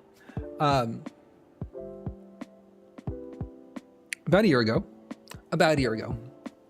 I said to myself, I said, Sanish, my boy, you are going to SakuraCon in the spring. This is 18 months ago. 18 months ago. Flash, roll back with me. What if we wear a maid outfit? I said to myself at the time. And I said, I've had this internal narrative for about 25 years now I've said, all things considered, Sanish, I'd probably look good in a dress. I just threw it out there. I occasionally throw it out there, test some water, see how it goes. I had never worn a dress before. But for SakuraCon, I'm like, I'm going to wear a maid outfit. And as part of that, wearing that maid outfit, I needed to shave my legs because one puts on thigh-high stockings. If you have what I learned, if you have a significant amount of leg hair and you put on thigh-high stockings, it does not look great. It also doesn't feel great. So it's a double-edged sword there. So I shaved my legs for SakuraCon. First time, never done it before. I'm like, I'm going to do this. I'll shave my legs. And it just feels so bad. And again, I'd never done this before, and I did it for SakuraCon. And I thought I would just be doing it just for the convention, right? Just for the cosplay. The problem I ran into, not really a problem, was I felt better for how I looked with my legs shaved than not. Like, I had not thought about it, but like, since puberty, I've never liked how my body hair looked. I didn't have that much in the upper body. Lower body, yes. I just never liked it. I never liked how it looked. I never liked how it felt. And I just kind of, I've gone 25 years now. How old am I? 38, 25-ish years, kind of accepting it. 25, it's a long time. Kind of accepting it as like, well, you know what? That's life, right? That's how things are. And so over the last 18 months, I kept being like, well, I shaved my legs for SakuraCon. And I kind of kept it up since then because I liked how it felt.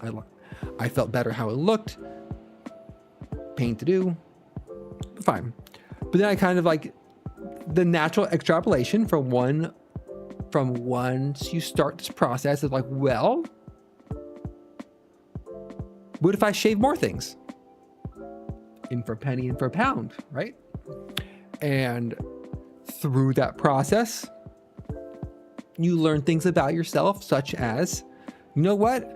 I'd probably be happy with no hair in a lot of places. Some had more impact than others, which is good to know. For example, shaving my legs felt way better. Shaving my arms, a little better compared to just trimming my arms,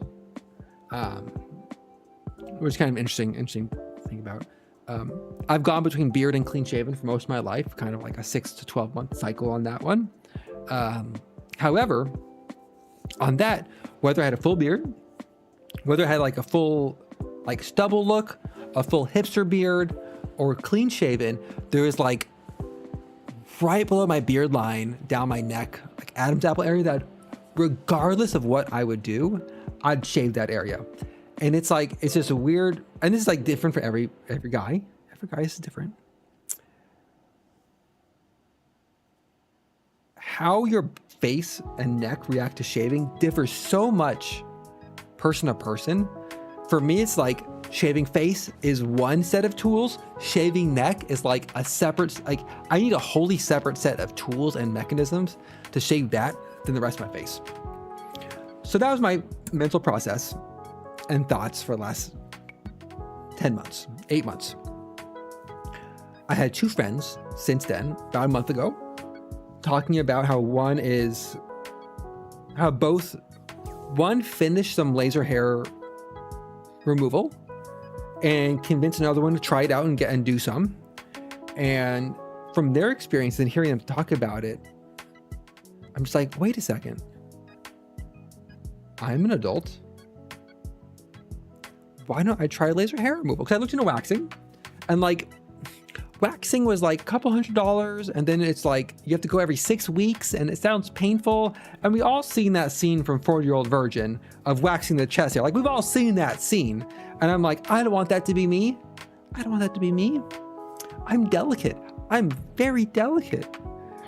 Maybe not like physically, but emotionally, very, very sensitive boy here.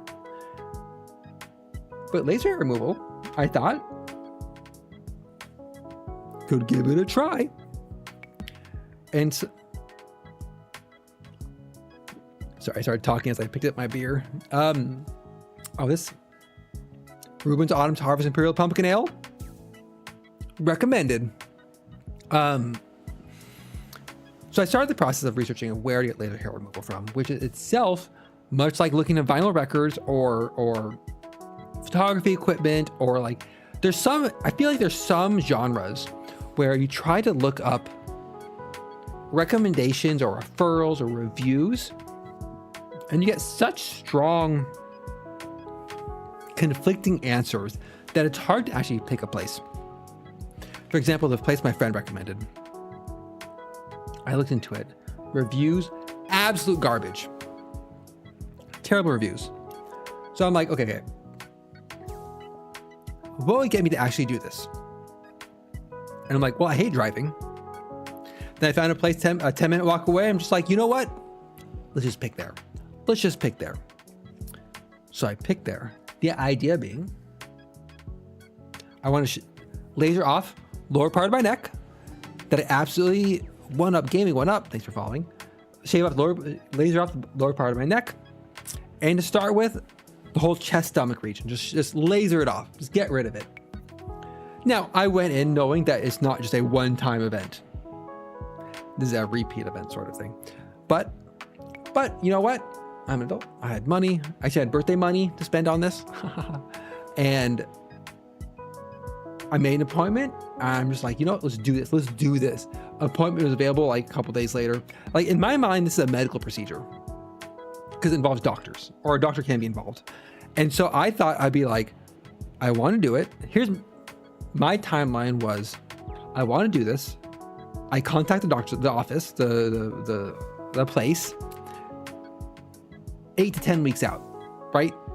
That's what I had in mind. But I contact them on like last Friday, and they're like, what about Monday? I'm just like, that is too soon, ma'am. That is too soon. But I said yes. This is the consultation with the doctor only. No problem. I walk over. Monday comes around. I pretend I put it in my work calendar as like, I have a doctor's appointment. Factual. As I am also a doctor, any appointment I have is a doctor's appointment.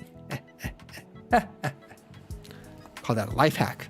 That costs 5 years to attain. I walk on over. Doctor. So one concern I had. Here's a couple concerns I had going into this. One, most laser hair removal advertisements, marketing material, websites are geared towards women. Same for waxing, geared towards women. Because, generally speaking, in our American society, hair removal is not something men generally do. Outside of some niches and communities and circles. So trying to find a place that had no clients was a concern, a thought, top of mind. But I saw the doctor for this place was a guy. He started these clinics. He had two or three of them. Fantastic. So I met with him. I met with the doctor. I go in. I got nervous, anxious. Again, new social situation. I don't know the norms. I don't know the protocols. I don't know the languages to use. A little anxious about it. It's also about like parts of my body I don't like talking about or like showing people. No. That's a no from me, dog. But I go in. I see the doctor. The doctor's a guy, probably 5-10 years older than me. No problem. Actual doctor. Successful. He did like emergency medicine for 20 years. And then he's like, you know what? Forget that.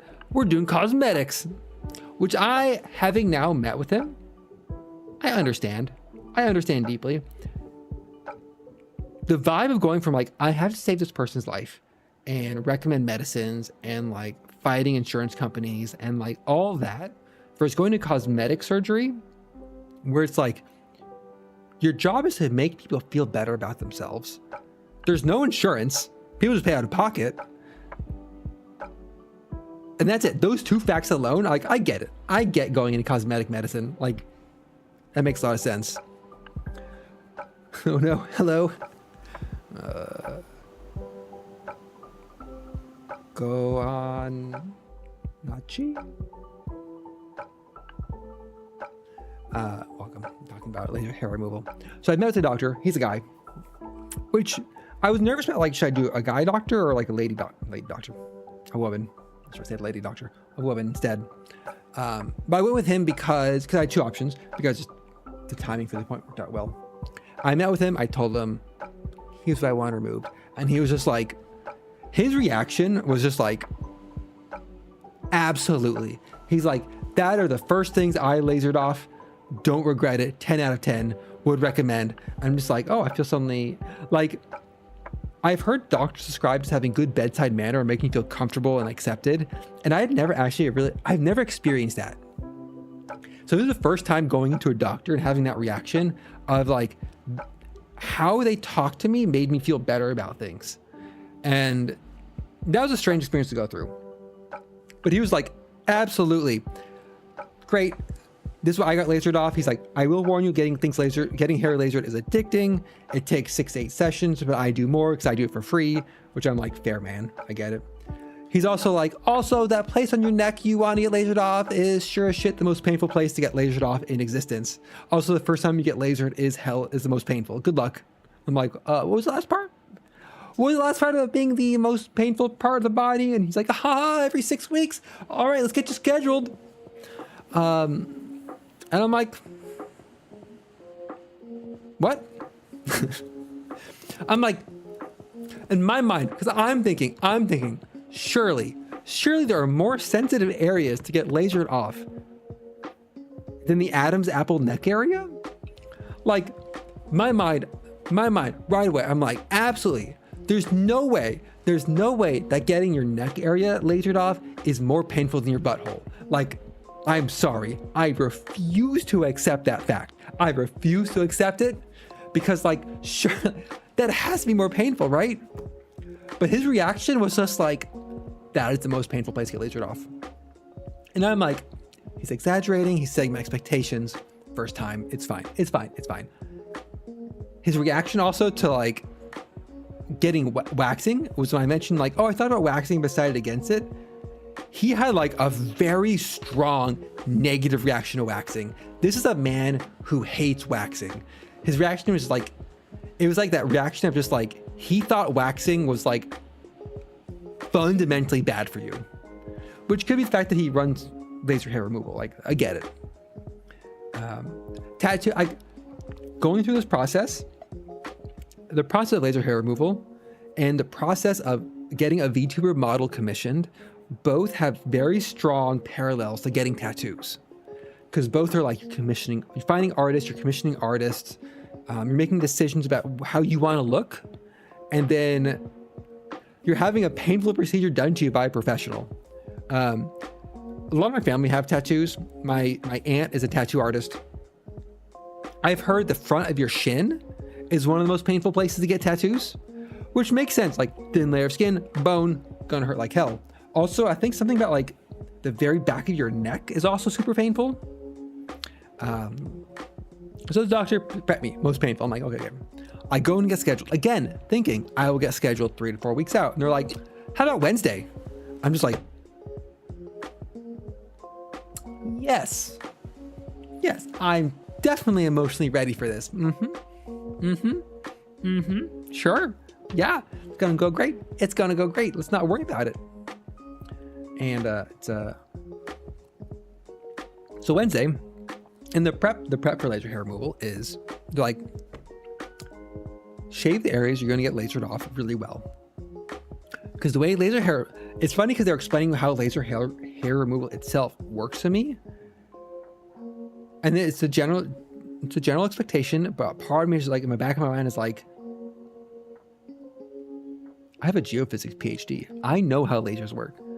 But they're like, the laser gets absorbed by dark pigments in your skin that heat up because of the laser. I'm like, I didn't like interrupt or anything, but part of my mind was like, I know how lasers work. Like, I know how lasers work. But they're like, shave as well as you can, so all the laser gets absorbed by the follicle and not just like hair stick. Like, you know, you wouldn't laser like your head hair, right? It just wouldn't work. So shave really well. And I think this is part of the scam, not the scam, is the fact that you shave really well prior to the procedure means that afterwards you're like, oh well, everything feels great. You're like, no, duh, 'cause I just shaved really well, my neck and everything. So I shaved everything the morning of. Took time. I don't take time off work for these things. I just put like a block in my Outlook calendar and leave. The drinking animation kills me. So I walk over. Again, walking distance. I saunter back over to the medical, to the place. Meet my technician, Melissa. And I go to the lasering room. I'm encouraged that there's like a double door and like a little like laser warning sign. Look, I love a good laser warning sign. One of my favorite labs in undergrad was we did a laser lab. Oh, like give me a good optical table with like lasers and mirrors and like diffractors and like we're doing something. Oh, it is like pure joy for setting up and working in a laser lab. And you have little signs that say, don't look into laser with the remaining eye. Oh, beautiful. So I go past the doors, laser sign on them. And it's like a regular, like, you know, the paper with the seat, except it's not, because this is a cosmetic elective procedure and not a budget ER, urgent care facility. So it's actually like a basic medical bed, but it has like thick comfort foam on it. And then it's like a nice cotton sheet over it instead of the paper. So it's way more comfortable. She walks me through the process, and then the technician says, fair warning, that part of your neck is the most painful part to laser. I'm just like, oh no, that's not good. That's not good in the slightest. 2 people now, unprompted, have told me this is the most painful part. Buckle up, Sanish. So you lay down, you put little laser goggles on, and she walks through the settings, what she's going to do. Apparently it's not standard everywhere, but it's like, she has like a laser gun, and like on the, right, it's like, haha, it's gonna be fine. You're like, I'm paying for this by the minute. You should get her laser. I didn't actually look at the tools. It's like getting your blood drawn. You don't want to look at the process. Also, I had my glasses off, so I couldn't see anyway. She has like, assume a laser gun. In my mind, it is the Nintendo Entertainment System, the NES Duck Hunt gun. In my mind, it is the Duck Hunt gun. She has a Duck Hunt gun, and there's essentially a tube blasting cold air to cool the skin, because you're burning yourself. You are actively burning your skin. That is what's happening here. And she does she set it up. She's like, oh, we're doing this laser based on your skin tone. We're using this laser based on everything else. We're using these settings. And I'm like, great. Like, I'm going to do 3 test fires, and you tell me how it feels. So it goes to the side of my neck, fires the laser. It hurts like hell. It is like some of the sharpest pain I've had in a long, long time. And I'm like, oh, can we turn it down a little bit? Just a little bit. She's like, okay. She turns it down 1, and she tries it again. And I'm like, it's fine. I mean, you start get started. And she gets started and does like 3. I'm just like, maybe a little bit more. A little bit more is fine. I'm a big brave boy. Do I get a lollipop afterwards? She turns it down again, and it's like just bearable. It's just bearable. And then,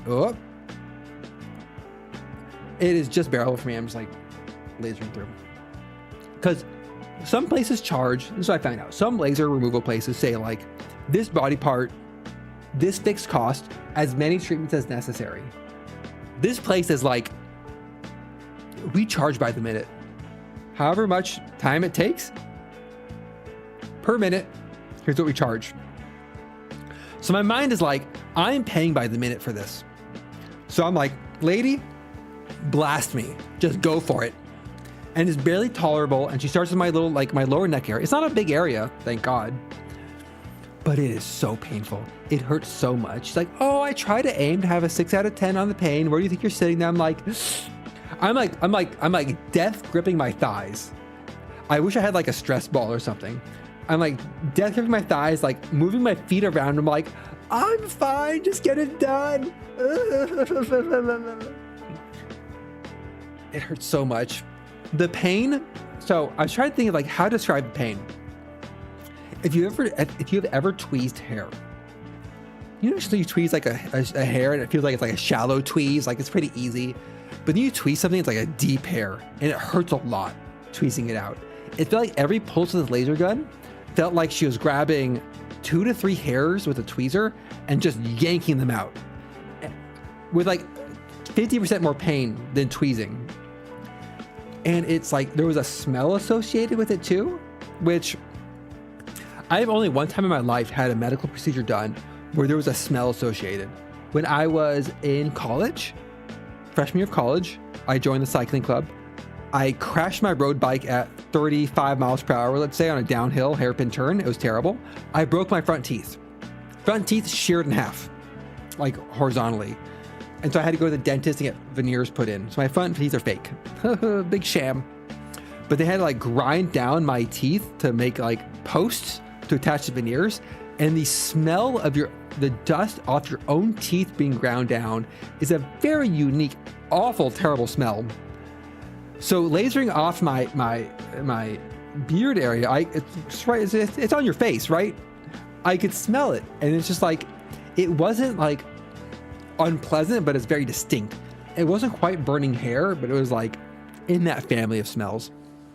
But the lady, she was just like, I could hear the excitement and the glee in her voice, because she's like, your hair is responding so well to the treatment.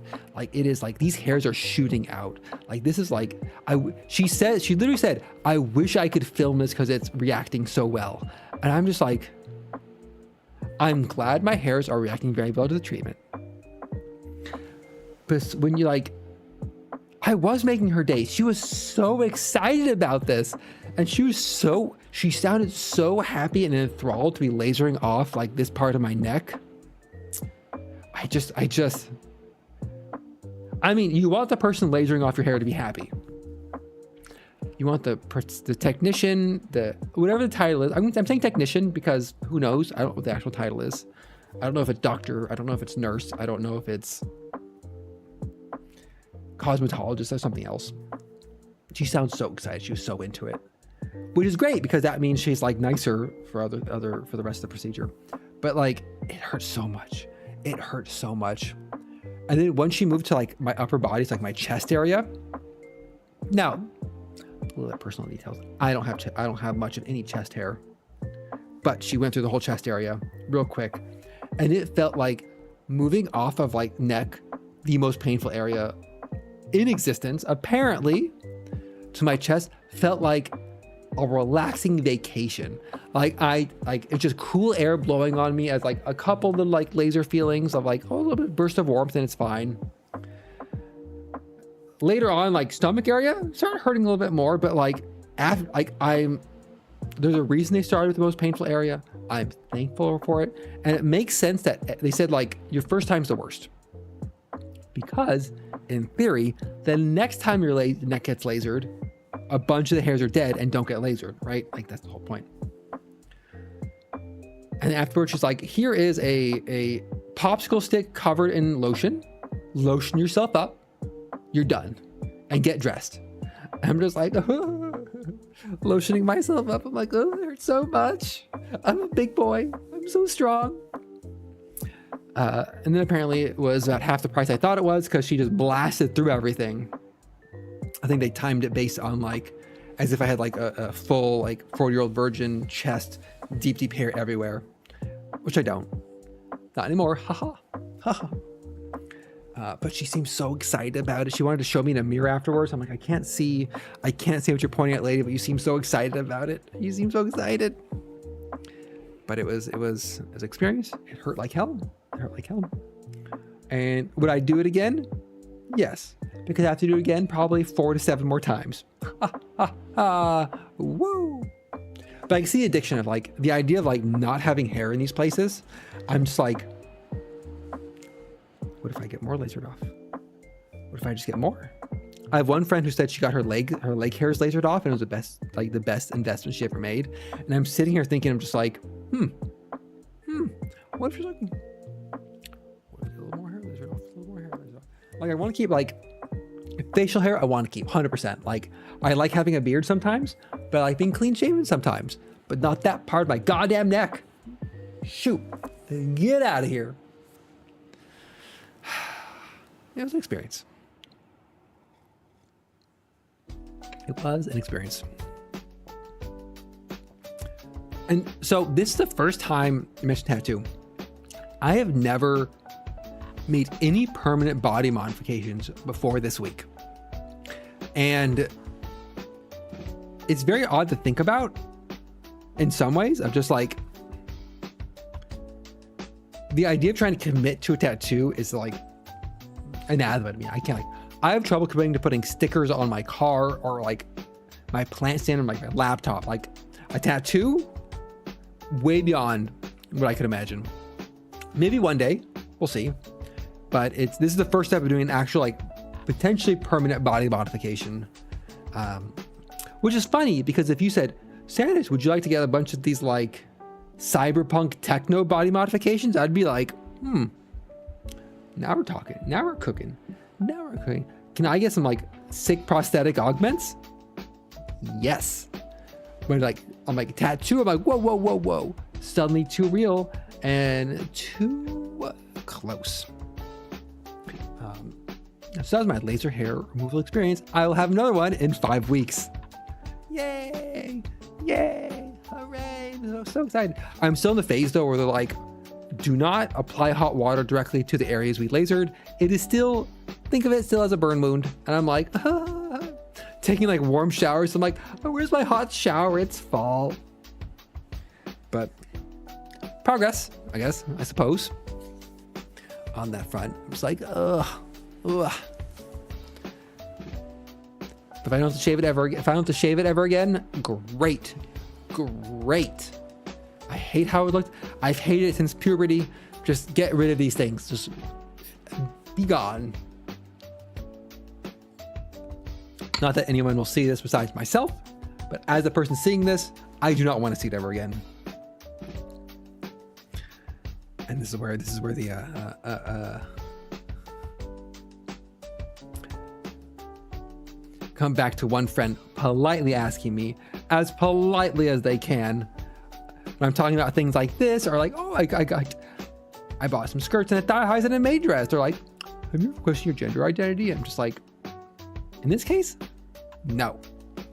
I just don't like how these things look.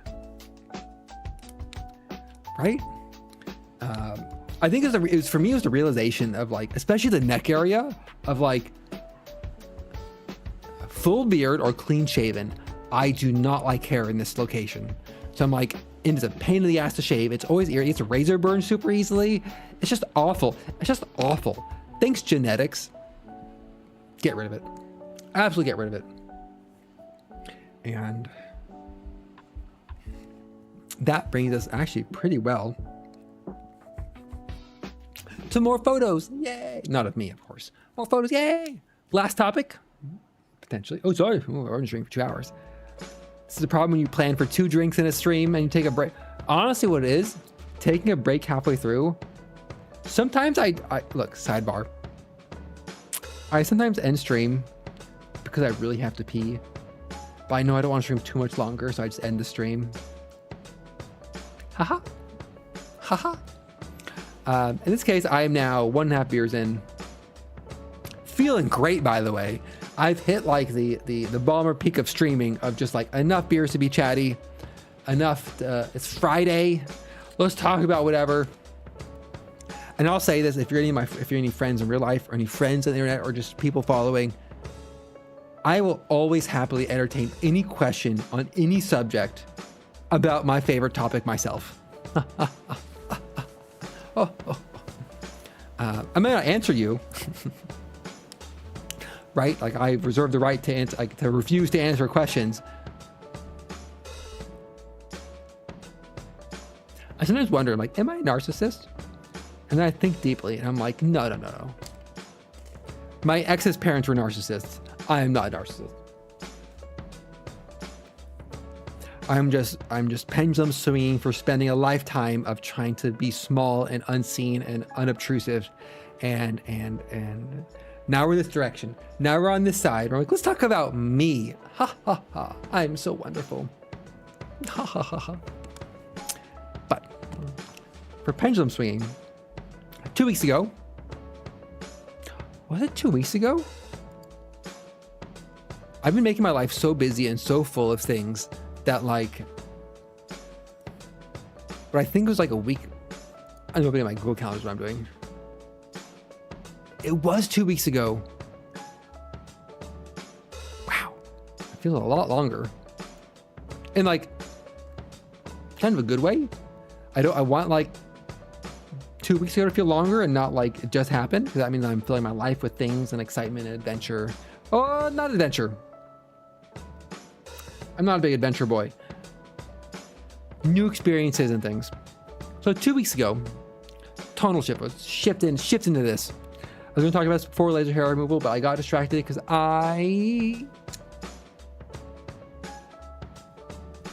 there's no fixed agenda here. I'm just chatting. My parents visited 2 weeks ago. So Fox parents visited. Now, the last time my parents visited, let's see, it is 2025. They last visited 2.5 years ago was the last time my parents came up to Seattle to visit. I know because they visited right like 3 weeks. About 2 weeks after I broke up with my long-term girlfriend, they had a planned visit in Seattle. And so I wasn't living in Seattle at the time. I was living outside of Seattle in a townhouse I owned with my now ex, and they were staying in a hotel nearby. And it wasn't awkward, thankfully. I just said like to my ex, I'm like, my parents like to see you. Would you like to visit them? She said no. I'm like, totally reasonable. I get it. Because we were broken up, but still living together. You know, in the house we own together. You know how it is. These things get messy. So 2.5 years ago, my parents were visiting because I know that because we went to the town out. We went to the area I was going to move into and had dinner there. And I was like, they were saying, oh, this area's really nice. I can see why you want to live here.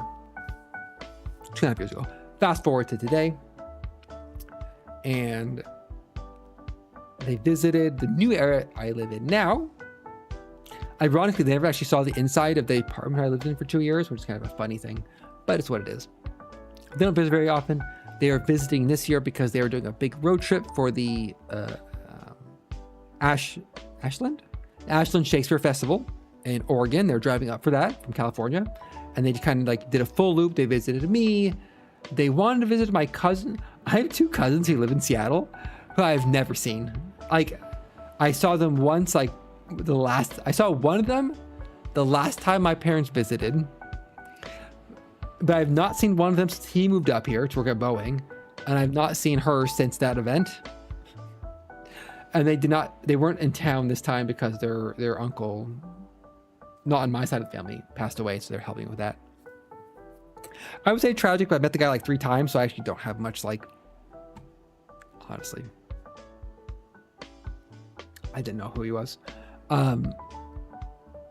Empathy for them going through the process, etc., etc. My parents are constantly like, oh, you should meet up with your cousins. You should have dinner with your cousins. Have you seen your cousins? It's cousins in Seattle. You all live in Seattle. I'm like, they are nice people.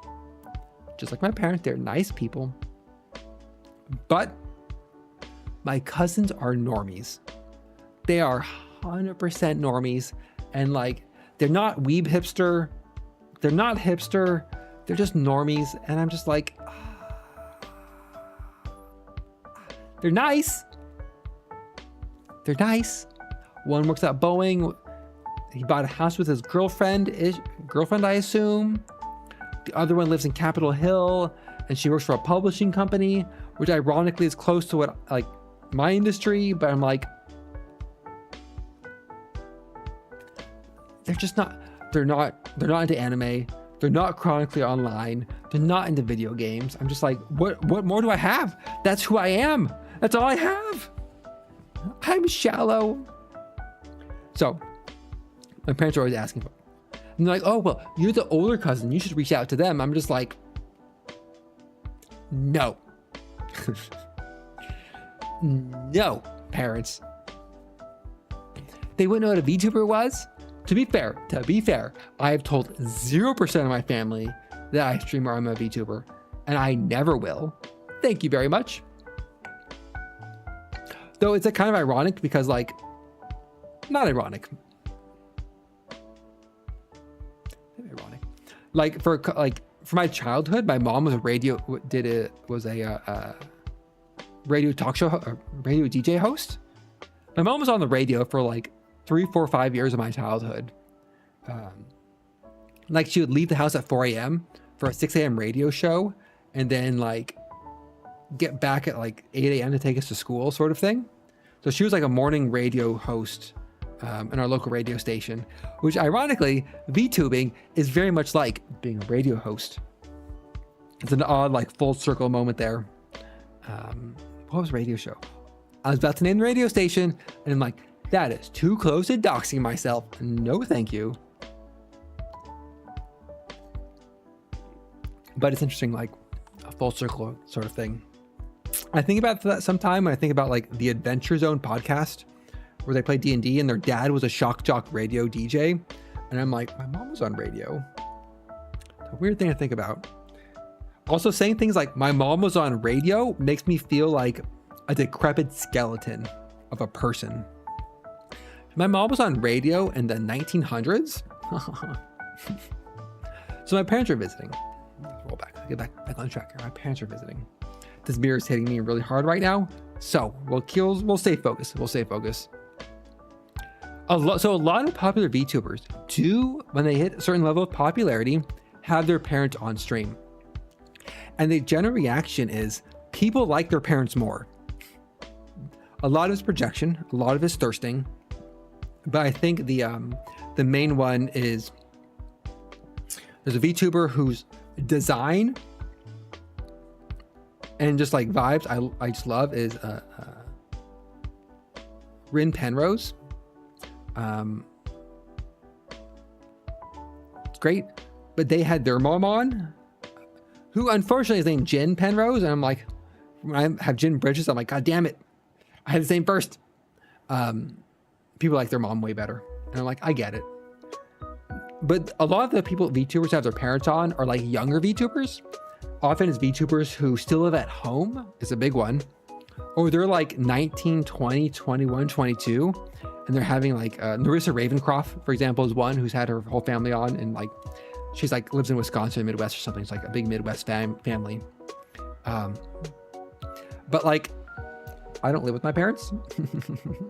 I am 38 years old. My parents are a bit older. So the vibe's not quite there. Maybe, how about this? If I blow up and I make a sizable income off streaming, I will tell my parents I'm a VTuber, and I will invite my mom onto the stream. I'll make that promise now. I don't know what that number is.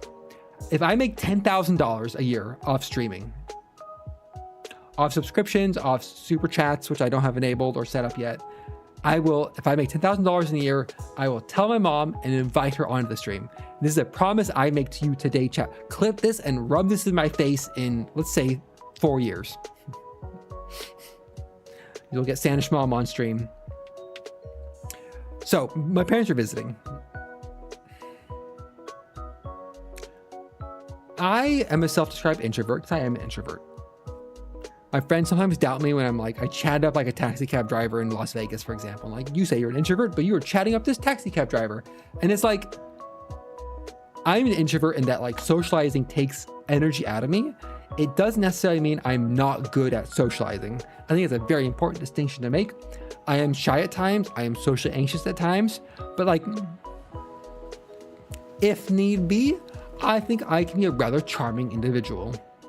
Not all the time, not every situation, but sometimes I can make small talk as needed if I'm ready for it. And I have a friend with me as emotional support. And I've definitely gone to situations where I'm like, dear friend, could you please join me for emotional support? You don't have to make decisions. You don't have to talk to anybody, but just be with me so I can get through the situations. Like buying makeup at Ulta, for example. So my parents are visiting. My parents, bless their hearts, they're extreme extroverts. They're absolutely extroverts. They're like textbook definition, social, outgoing, make friends everywhere extroverts. And it drives me up a wall. It drives me up a wall because like, they ask questions like, oh, you bought a condo in the urban dense area of Seattle. Well, have you introduced yourself to all your neighbors? And I'm like, what are you talking about?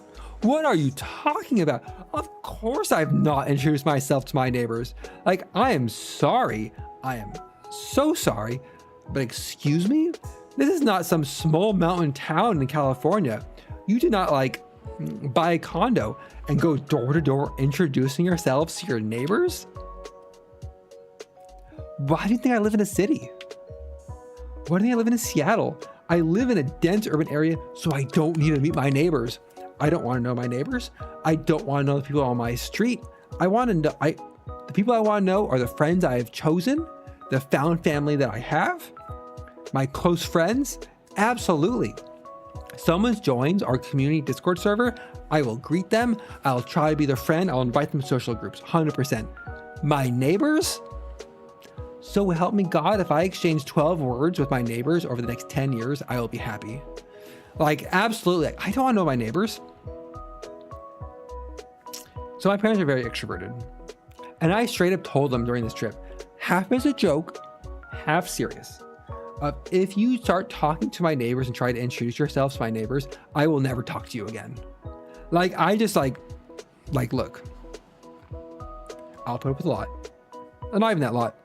Hearing my friends talk about their parents, my parents are saints.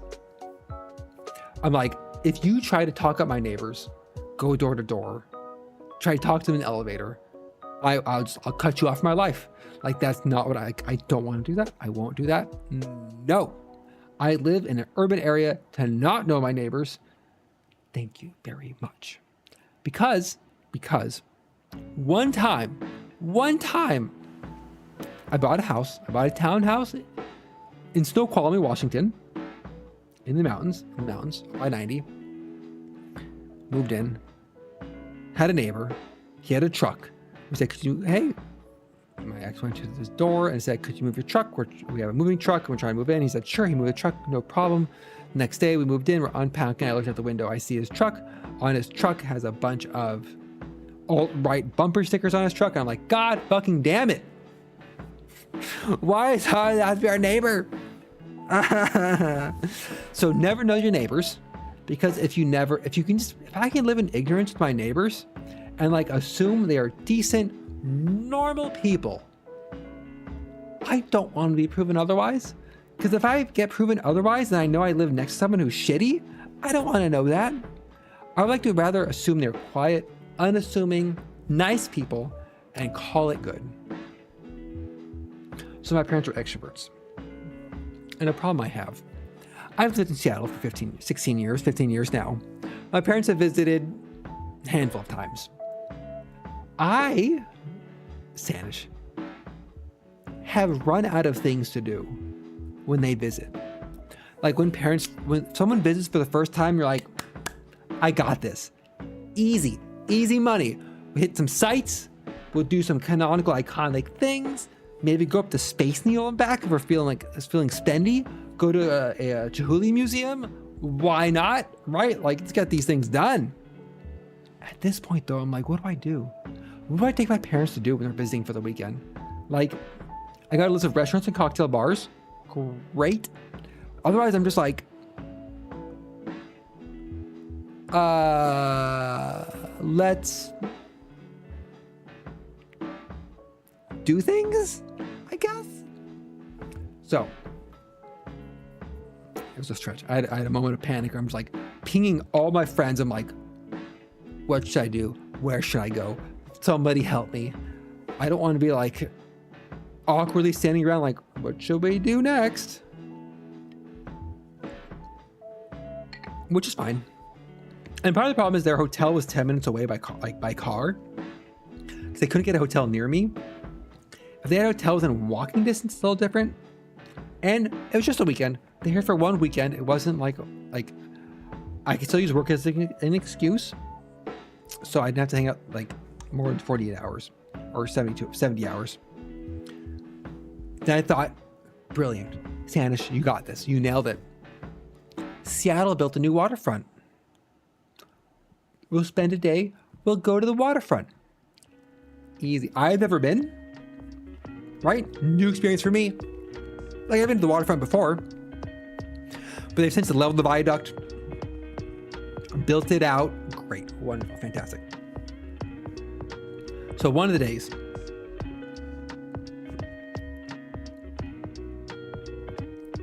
they drove to my place the first night, and we went to a chain Mexican restaurant, Matador, which is fine. It was lovely. It was fine. I got quick sidebar. I historically have headaches when visiting my parents.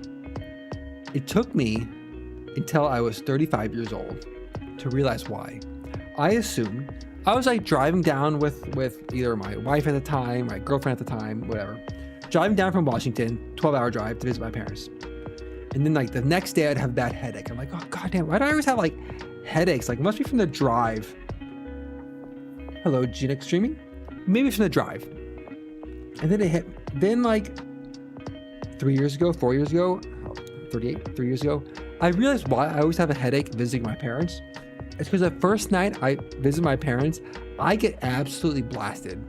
Like my parents drink at like twice the rate I should be drinking.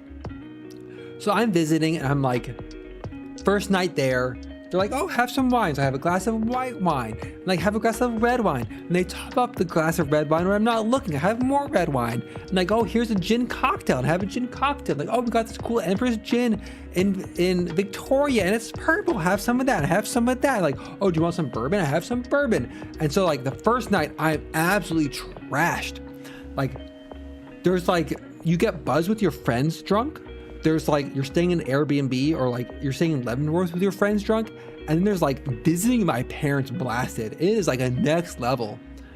And like, and I didn't make the connection for many years with the fact that I have headaches because I'm goddamn hungover from spending time with my parents. And the problem is, un poquito español, sí.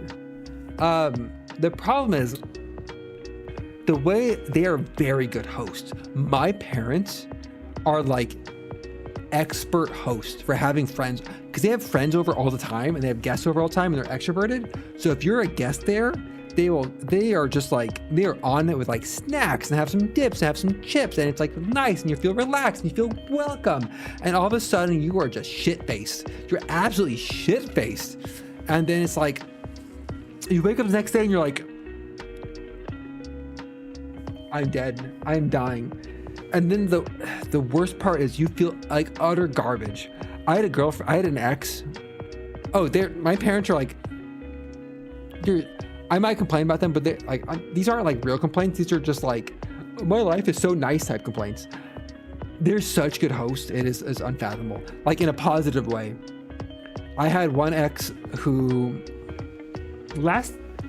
before she broke up with me, time before maybe, she got like straight up like alcohol poisoning from like the first night with my parents.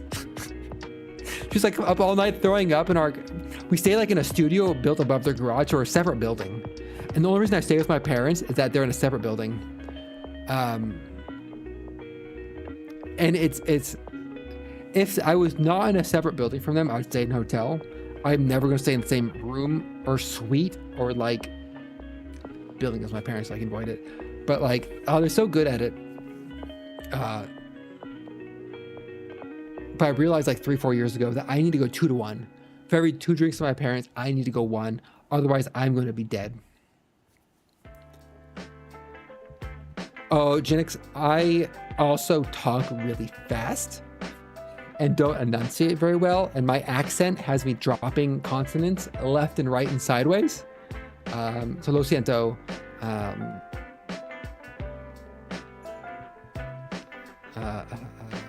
Yo hablo mal. Estudio español en la escuela después de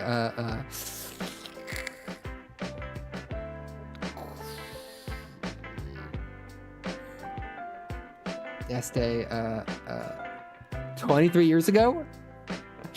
Estudio español en la pasada pasado muy grande. Yes, I studied Spanish in high school for 3 years. I can look it up. This is my deep fear. My deep fear I've had is like, if I need to speak Spanish. Mi novia en la escuela estudio español in college in Spanish.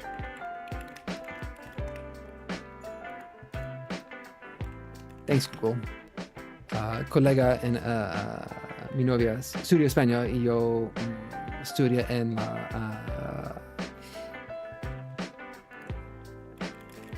school in Spanish. No, not high school Spanish. God damn it, Google. Yo estudio en la escuela secundaria.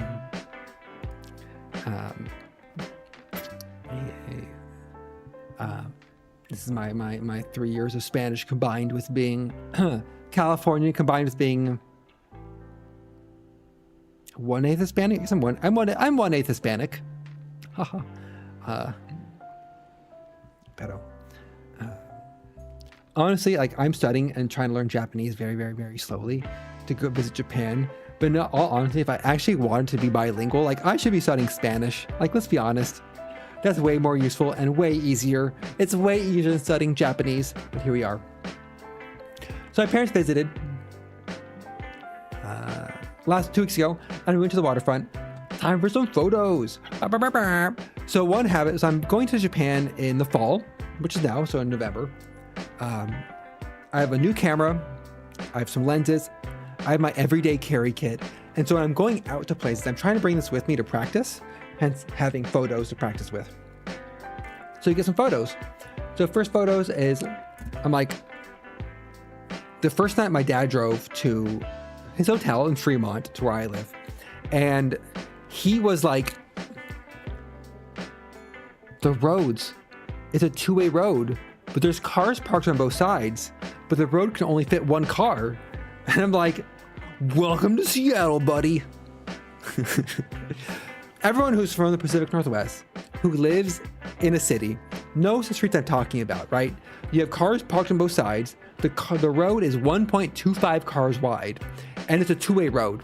And so when you're going up these roads, residential neighborhoods, and a car's coming the other way, it's like a kind of a game of polite chicken of who's going to pull aside into an open driveway first, let the other car pass. And so my dad was like, oh, we drove your mom's brand new car to Seattle to visit you. I'm like, oh, dear Lord. So first night he drove, and he's like, could you drive us to downtown Seattle tomorrow? I'm like, no problem, Dad.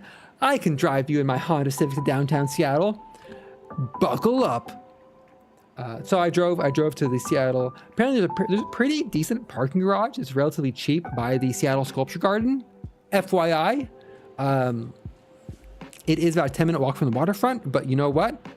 It's a lovely walk. So here's some photos. So I got one photo here. This is one of the Sculpture Garden things. It's a big obviously it's a big ampersand. I'll put it over here. Big ampersand. I'm not sure it's showing up via, it got like my edited version. I exported to JPEG in a hurry for the stream. OBS rendering. Then whatever browser you're looking at rendering. Who knows if this color is coming out right. But I like the photo. I realized I really like photographing neon. I think it's a really cool photography subject. Time of day, this was like 10 a.m., 11 a.m. Not great. I would have loved to photograph this at like sunset. Oh, Beautiful. So on ampersand, this is me going down this walk here. Here's the Seattle skyline. If you're not aware, I need to recite this. This is Seattle. I really like this photo. First off, a Alaskan, I assume Alaskan cruise ship was loading up as we were walking from the sculpture garden to the waterfront. Waterfront here being demarcated by the Ferris wheel. I was unfamiliar with Seattle, which is most people. So this cruise ship was like 20 stories tall. It was like ginormous. I had never been like at dock level with a cruise ship before. These ecological monstrosities are just like miniature cities. And then we had to push our way through these crowds of like old people and like, I'm not going to characterize. I'm not going to stereotype people. Through old people and people of a certain type to get through like past this cruise ship loading area. What I like about this photo is 2 points. One, this is not a black and white photo. This is what it looked like. Welcome to a gray overcast day in Seattle. Some sun.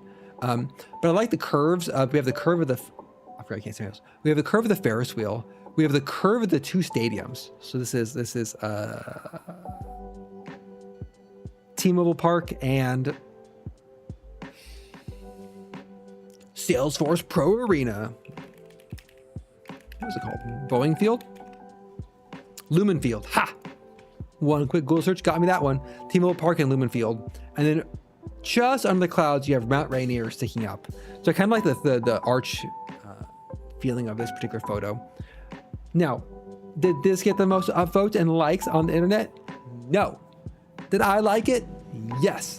And that's what matters. Eat my whole butt. I don't care. So we walked around the waterfront area. It is lovely. It is nice. There's this very wide open area for walking. You can walk through our little like areas. You can go to the Ferris wheel. We walked there. We walked back to the ferry terminal. There's a public restroom you can use. Now, again, for those who have not lived in Seattle, the fact that there is a public restroom that you could use that is not an absolute literal shit show is amazing. Absolutely amazing. Waterfront has a restroom. There's an attendant. There's all gender stalls. You walk in. It is not terrible. Fantastic. Good job, downtown Seattle. Good job for wherever my property and sales tax are going to. There was a public restroom that seemed to be working. Thank God. That's what I'm appreciative of. Oh, you tore down the viaduct and renovated to not be a shitty part of town? Public restroom. Hello. Seattle has a long storied history, bad history with public restrooms. It's kind of weird. That's what it is. There is a gimmick tourist trap called Flight Over the Northwest. It's like some like VR ride or something, but they were setting up a new exhibit. And I'm on the taller side. So they had a fence and I could see over the fence. And I held up my little camera and I got a picture of in progress. And we got this absolutely handsome fellow here. Look at this guy. Isn't he so handsome? Look at this. This is like, don't you wish you could know this guy? This FNAF-esque horror that is presumably going to be Bigfoot. But look at those teeth. Look at those chompers. Look at those big beady eyes. Absolutely great. I had to photograph this because my friend is deep into cryptids. He had a cryptid podcast. He wrote a book about Bigfoot and Yetis. He's technically written Bigfoot erotica, and I will never forget that fact. He had a Patreon request of like, he'll write a short story. My friend Ashton. I'll name him, whatever. I interacted with him on Blue Sky. I don't care anymore. He had a Patreon, and part of the Patreon was like, he'll write a short story on the topic of your choice. One of my friends won the raffle on the Patreon, asked him to write a short story of, what was it? It was like Bigfoot at a foot fetish convention. And forevermore, I will introduce him as this is my friend. He is the author of Bigfoot erotica, and I will never not introduce him that way until the day I die. You're in it now, buddy. You're in it now. I'm reading his new book though. Go read One Night at Kadashi. It is significantly better than his previous books. His previous books were good. This one is a lot better. So we did that for the morning. Went to Pike Place. Pike Place is hit or miss. If you're taking outdoor guests to Pike Place, it is either a horrifically painful experience in corralling tourists to a crowded area, or it's fine. There's some shops like Pike Place, some shops I don't like. Favorite place is Market Spice in Pike Place. I love a good tea. So I'm like, oh, let's go to Pike Place. Sanish, want to go to the tea shop because I'm out of hibiscus tea and I'm out of ginger tea. Perfect time to get some, right? I walk in. I get the free sample of your orange spice tea. Always recommended. This is behind the iconic fishmongers in Seattle, Pike Place. People are throwing fish. People are chucking fish. There's a big brass pig, I guess. I'm not sure why. You walk in. I'm looking at the wall of loose leaf tea in jars. I'm like, I'm here for the ginger and hibiscus. And something catches my eye, and my eyes lock in on this tea. Like I've rarely locked in this fast at a store and been like, I want to buy this thing. I don't care what it is. And I saw this tea. They had a blueberry. Honestly, you know what? I didn't even see what tea this was. I admit, I just saw someone at Market Spice drew a fan art of Hatsune Miku on this tea label, and I'm just like, I'm cooked. I'm cooked. I'm buying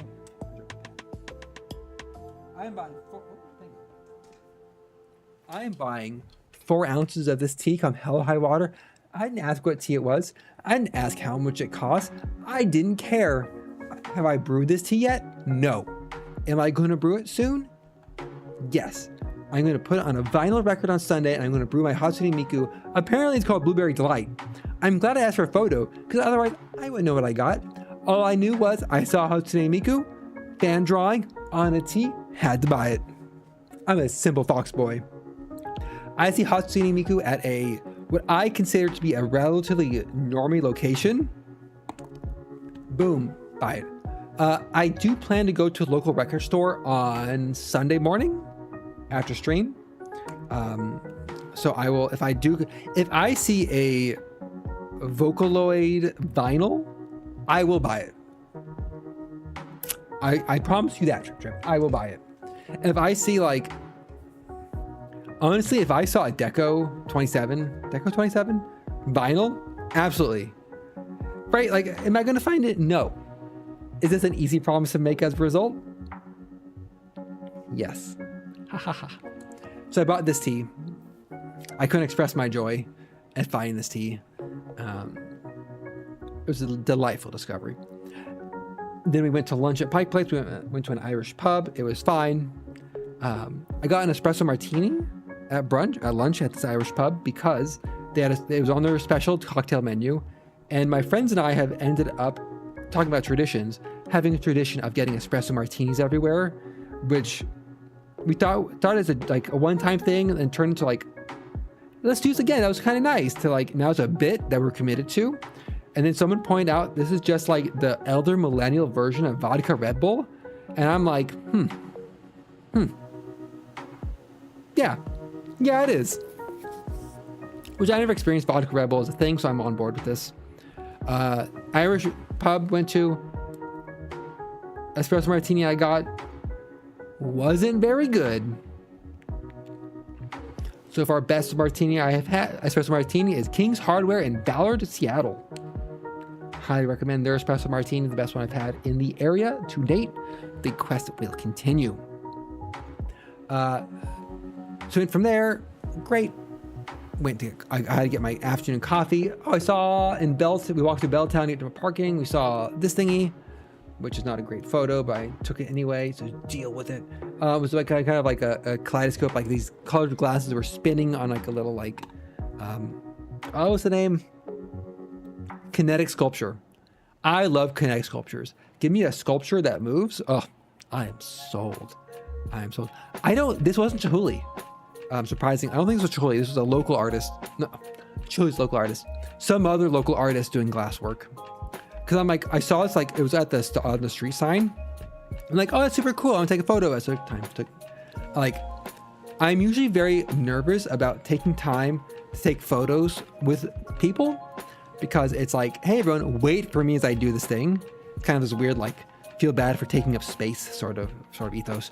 But my parents often travel with their friends who are professional photographers. So they're like, we're used to waiting 30 minutes for someone to take a photo. Like, take your time.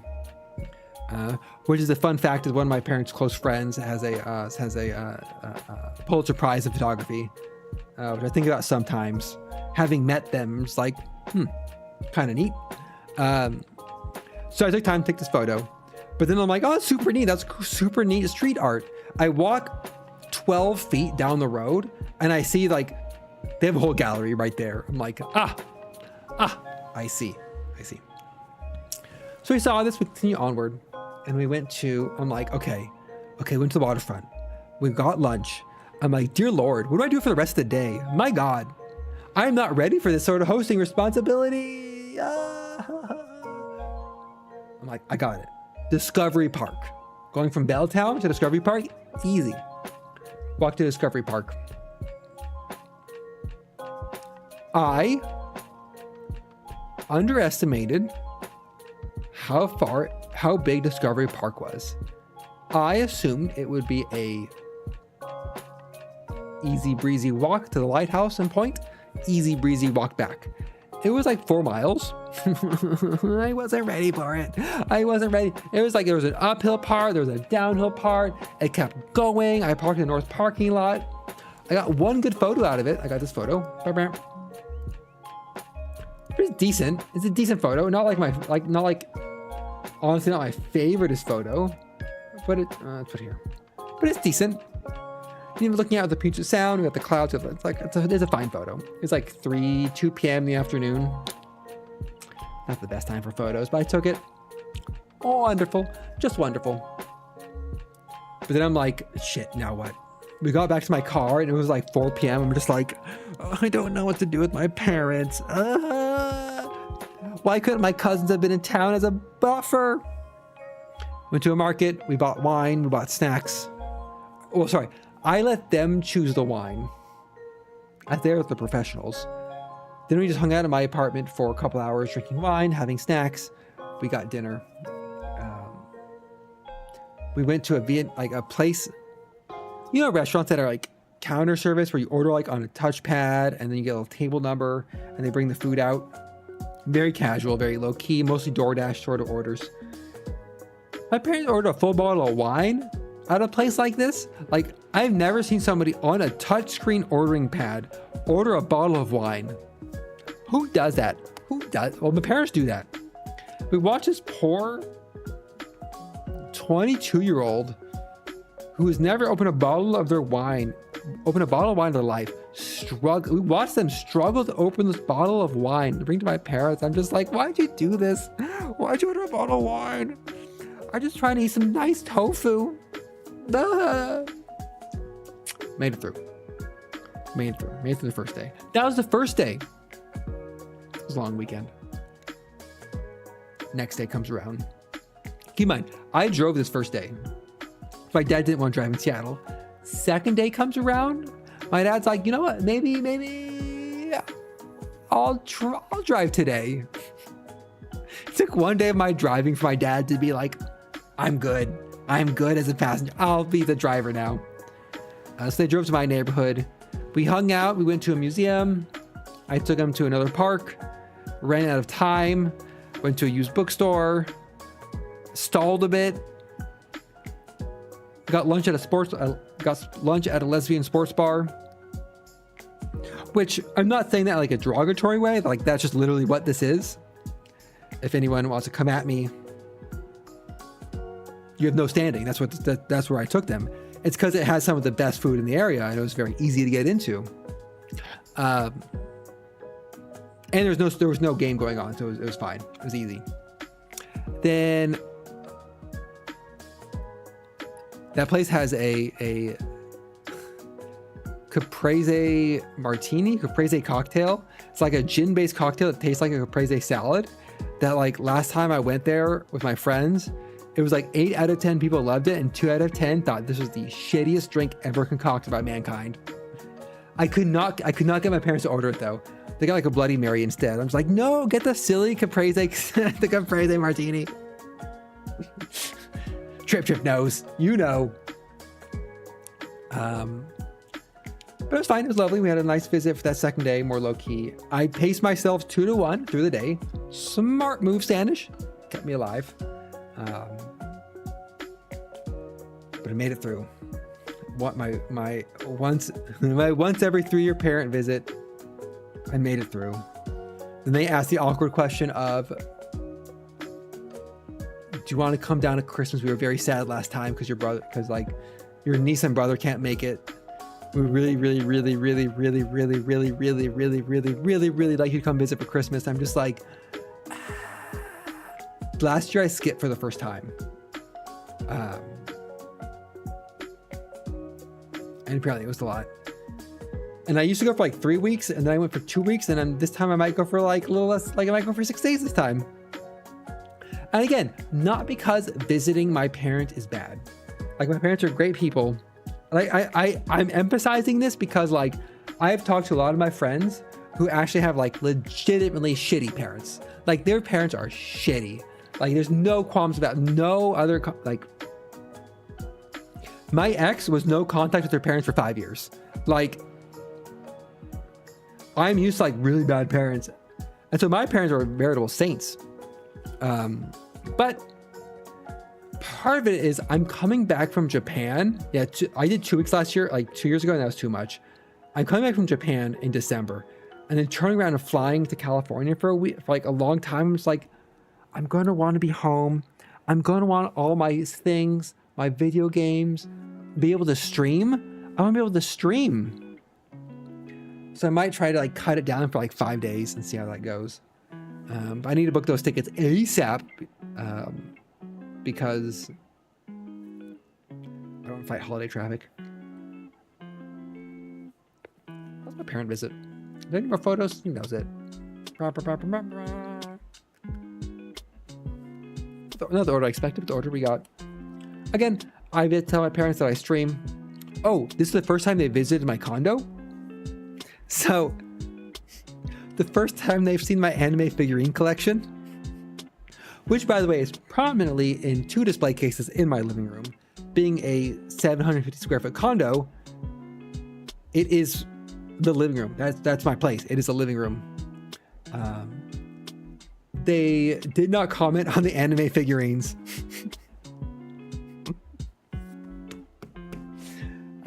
They did comment on my childhood stuffed animals, which I put at the bottom of my anime figurine display cases. They mentioned those. They did not mention the figurines themselves.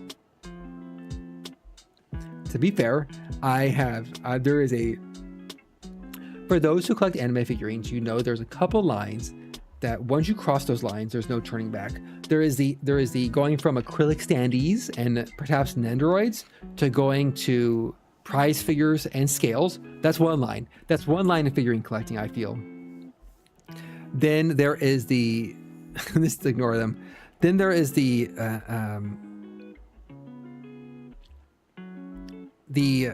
scale prize figurine line to Bunny Girl figurine collecting line, right? That's a line. I'm not sure if that's the same line as just like very top heavy figurine line.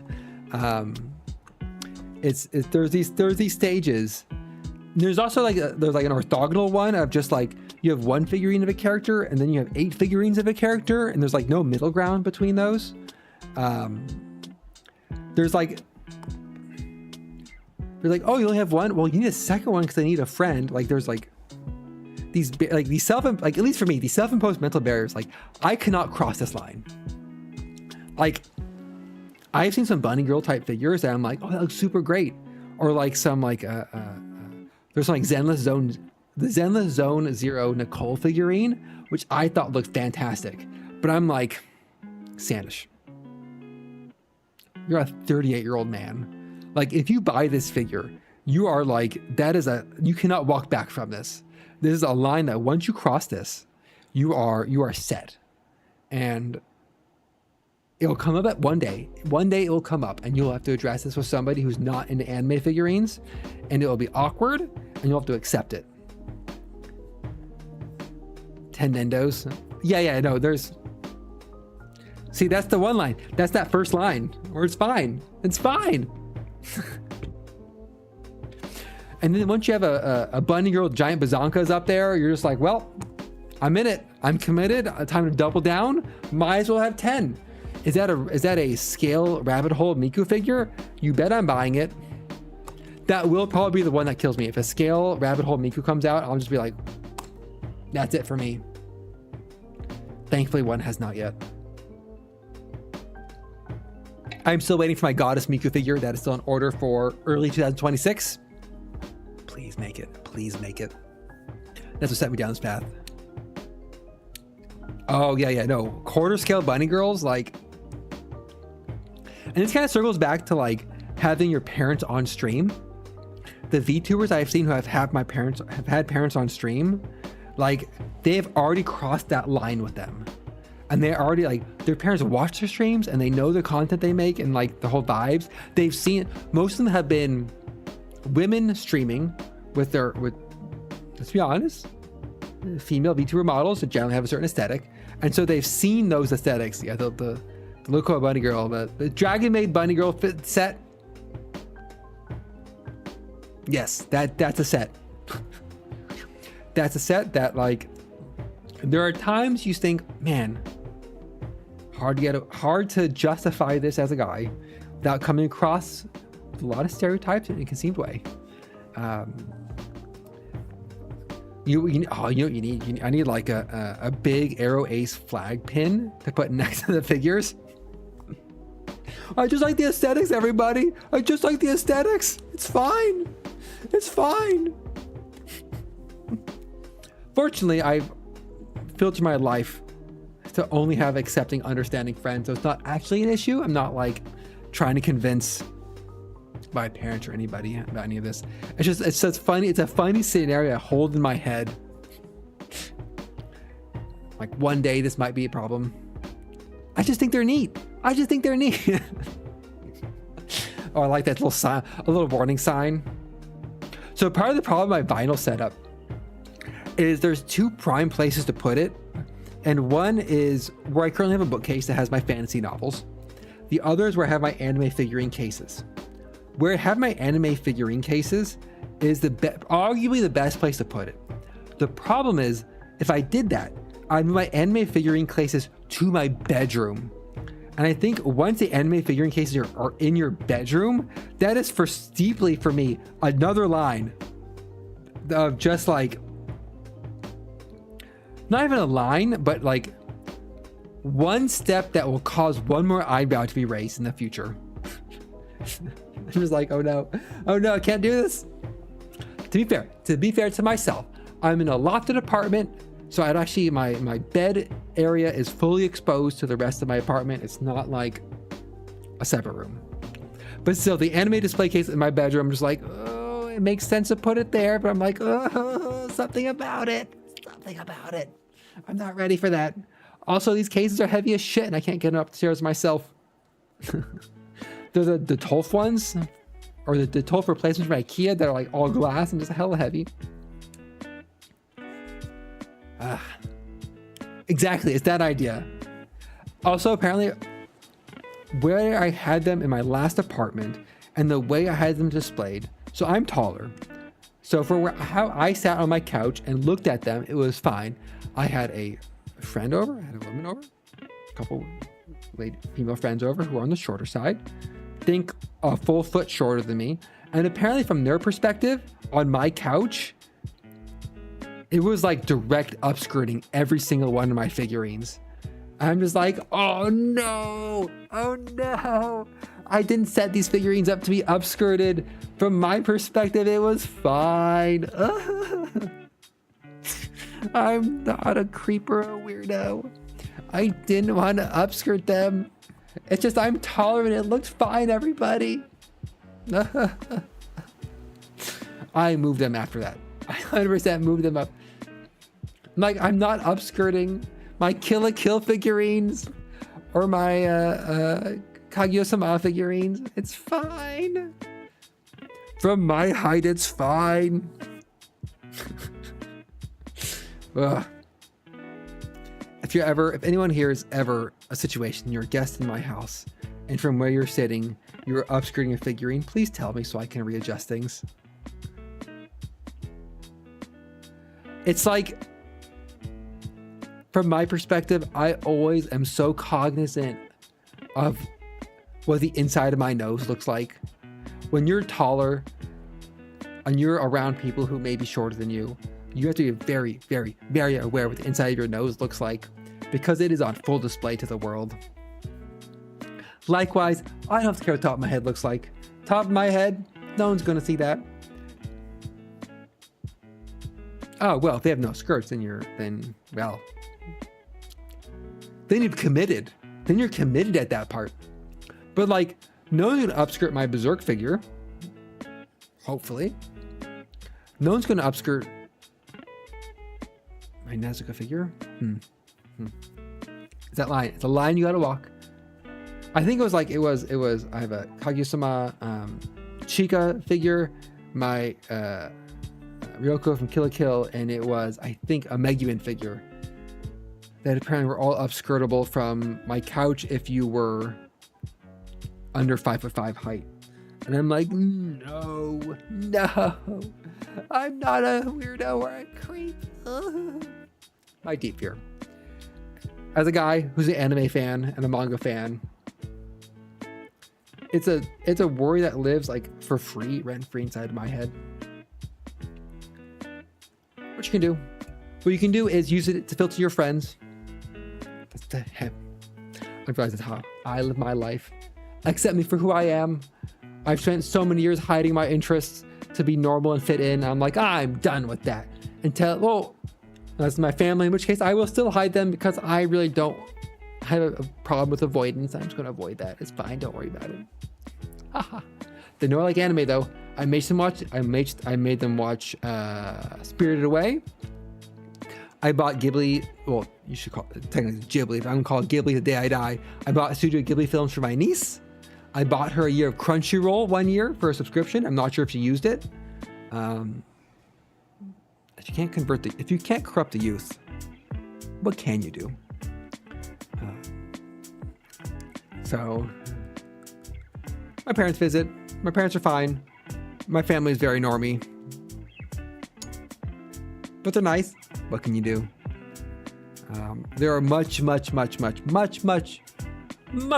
situations to have in terms of family. They live far away. Though I did realize that like it would be nicer if we live closer together and we could do like a more casual. I'd rather do a casual monthly dinner than like a full weekend visit. You know, like entertaining people for like a full day is so much harder than just doing a dinner. However, I'm not moving to California. Sorry, California. Ain't my vibe, ain't my scene. I've been in the Pacific Northwest too long. It is where I belong. I am sickly pale. I'll live inside. I'll celebrate the overcast and the rain. I'll be introverted with my coffee and my hipster vinyl records. And I will stream on the internet as a fox boy.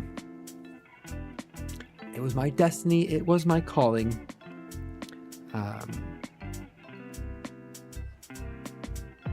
Shit, I'm at 3 hours. Shit.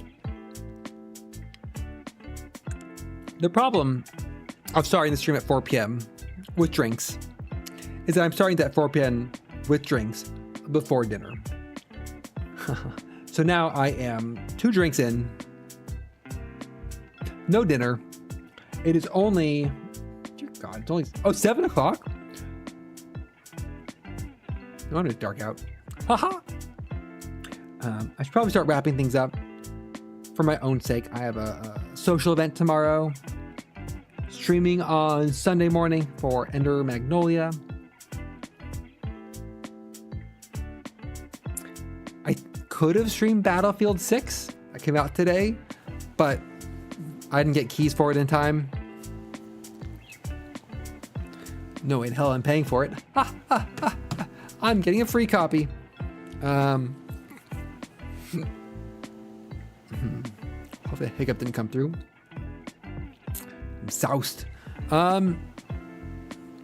anyone has any questions you want to ask me, now's the chance. Well, I think there's something else I want to talk about. My notepad. I got through everything. Throw my notepad away. I have an acrylic block on my desk I just knocked over. October. What was it? I guess more of the same. Ready to quit my job. Live life free as a full-time VTuber making $0. So at the going rate, I expect to have a new model, 2.0 model. It's probably end up going to be the new year. I know, I just like knocking him over. I'm sorry, Robin. In the month, I'm going to Japan, taking a photo. There's laser hair removal, something else. You know what? Maybe there wasn't something else. Maybe this was it. It's possible. It's possible it's all there was. I should probably stream more finals at some point. I enjoy doing that. I am playing Hades 2 on my own, non-streaming, and it's kind of nice because I've gotten into a habit of like only wanting to play games if I'm streaming them, but I enjoy playing games more than I have energy to stream all the time. So I'm playing Hades 2 and enjoying that off stream. I'm in the phase right now of like, I go through cycles of this where I'm at peak of like, I have a bunch of hobbies and things I want to do and projects I have, and I want to do all of them, but I don't have enough time to do all of them. And I'm super motivated, but I'm like, time is a problem. Do I go through phases where I'm like, I have nothing to do, I'm bored. The problem is I have a job and that really cuts into things. Like, come on, man. Though one of my friends did propose a contracting role where he starts an LLC. I work with him and we do like consulting-esque jobs for companies. That is right in my wheelhouse. That pays a little bit less than I make now, but like a consulting basis. And I'm just like, sign me up, my friend. I would love to work with you or even for you to do like consulting type tasks of like, we need to migrate these dashboards. And I'm like, my guy, I am on that. I will bill you appropriately. I'll do the work. It's clearly scoped. I don't have to work at a full-time job with restrictions on what I can stream or not and what I can do for game development or not. Or say my company's getting bought out by shitty private equity and we're not cool with that. Oh, that was it. I've had the impending threat of return to office for months now. They're just edging us with this return to office notification. And they finally got it out on Monday. And I do not have to return to office in January. I can stay remote for at least a couple more months, which means I will probably work for a couple more months into 2026. In a good way, because I like money. In a bad way, because I have to work a job. That was my personal life update. Otherwise, I probably should wrap things up here. Get some dinner. Drink some water. Think about life. No, I'm not gonna think about life. Let's be kidding. What I'm going to do is I'm going to finish the stream. I'm going to drink some water. I made some gochujang pasta creams. Gochujang cream sauce with pasta the other night. I'm going to eat that with a salad. I'm going to watch Demon Slayer. I just started watching Demon Slayer. I am like 7 episodes in, and I'm kind of like, oh yeah, this is pretty good. I wonder if this is going to get popular. Demon Slayer, pretty good. So I'll probably watch some Demon Slayer. Then I'll probably end up playing some finals with friends or some Hades 2, or just watch more Demon Slayer. A very exciting Friday night. What more could you want? So I'm gonna call it there at 3 hours. Woof. Really, I've only hit 3 hour streams from like RimWorld in the past.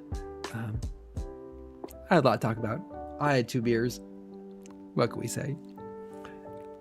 So thank you all for joining me on this week's chatting stream.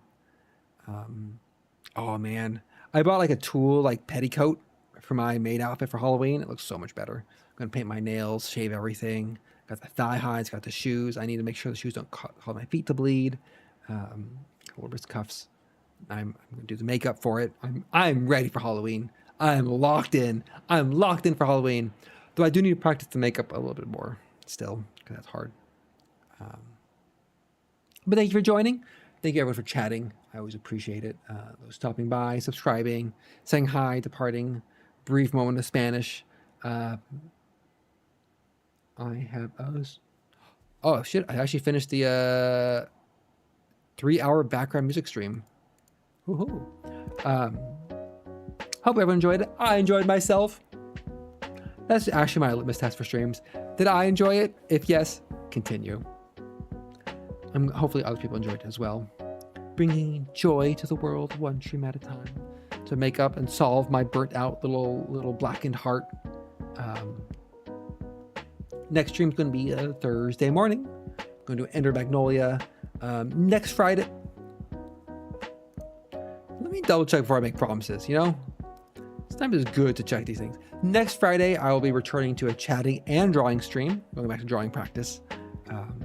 Just this stream, I realized I had a lot to chat about, so I just do chatting only, as it were. But next time I'm going to draw something. Haha. So I hope everyone has a lovely rest of their Friday evening, has a lovely, fantastic weekend. And if you have a 3-day weekend like me, enjoy that Monday off.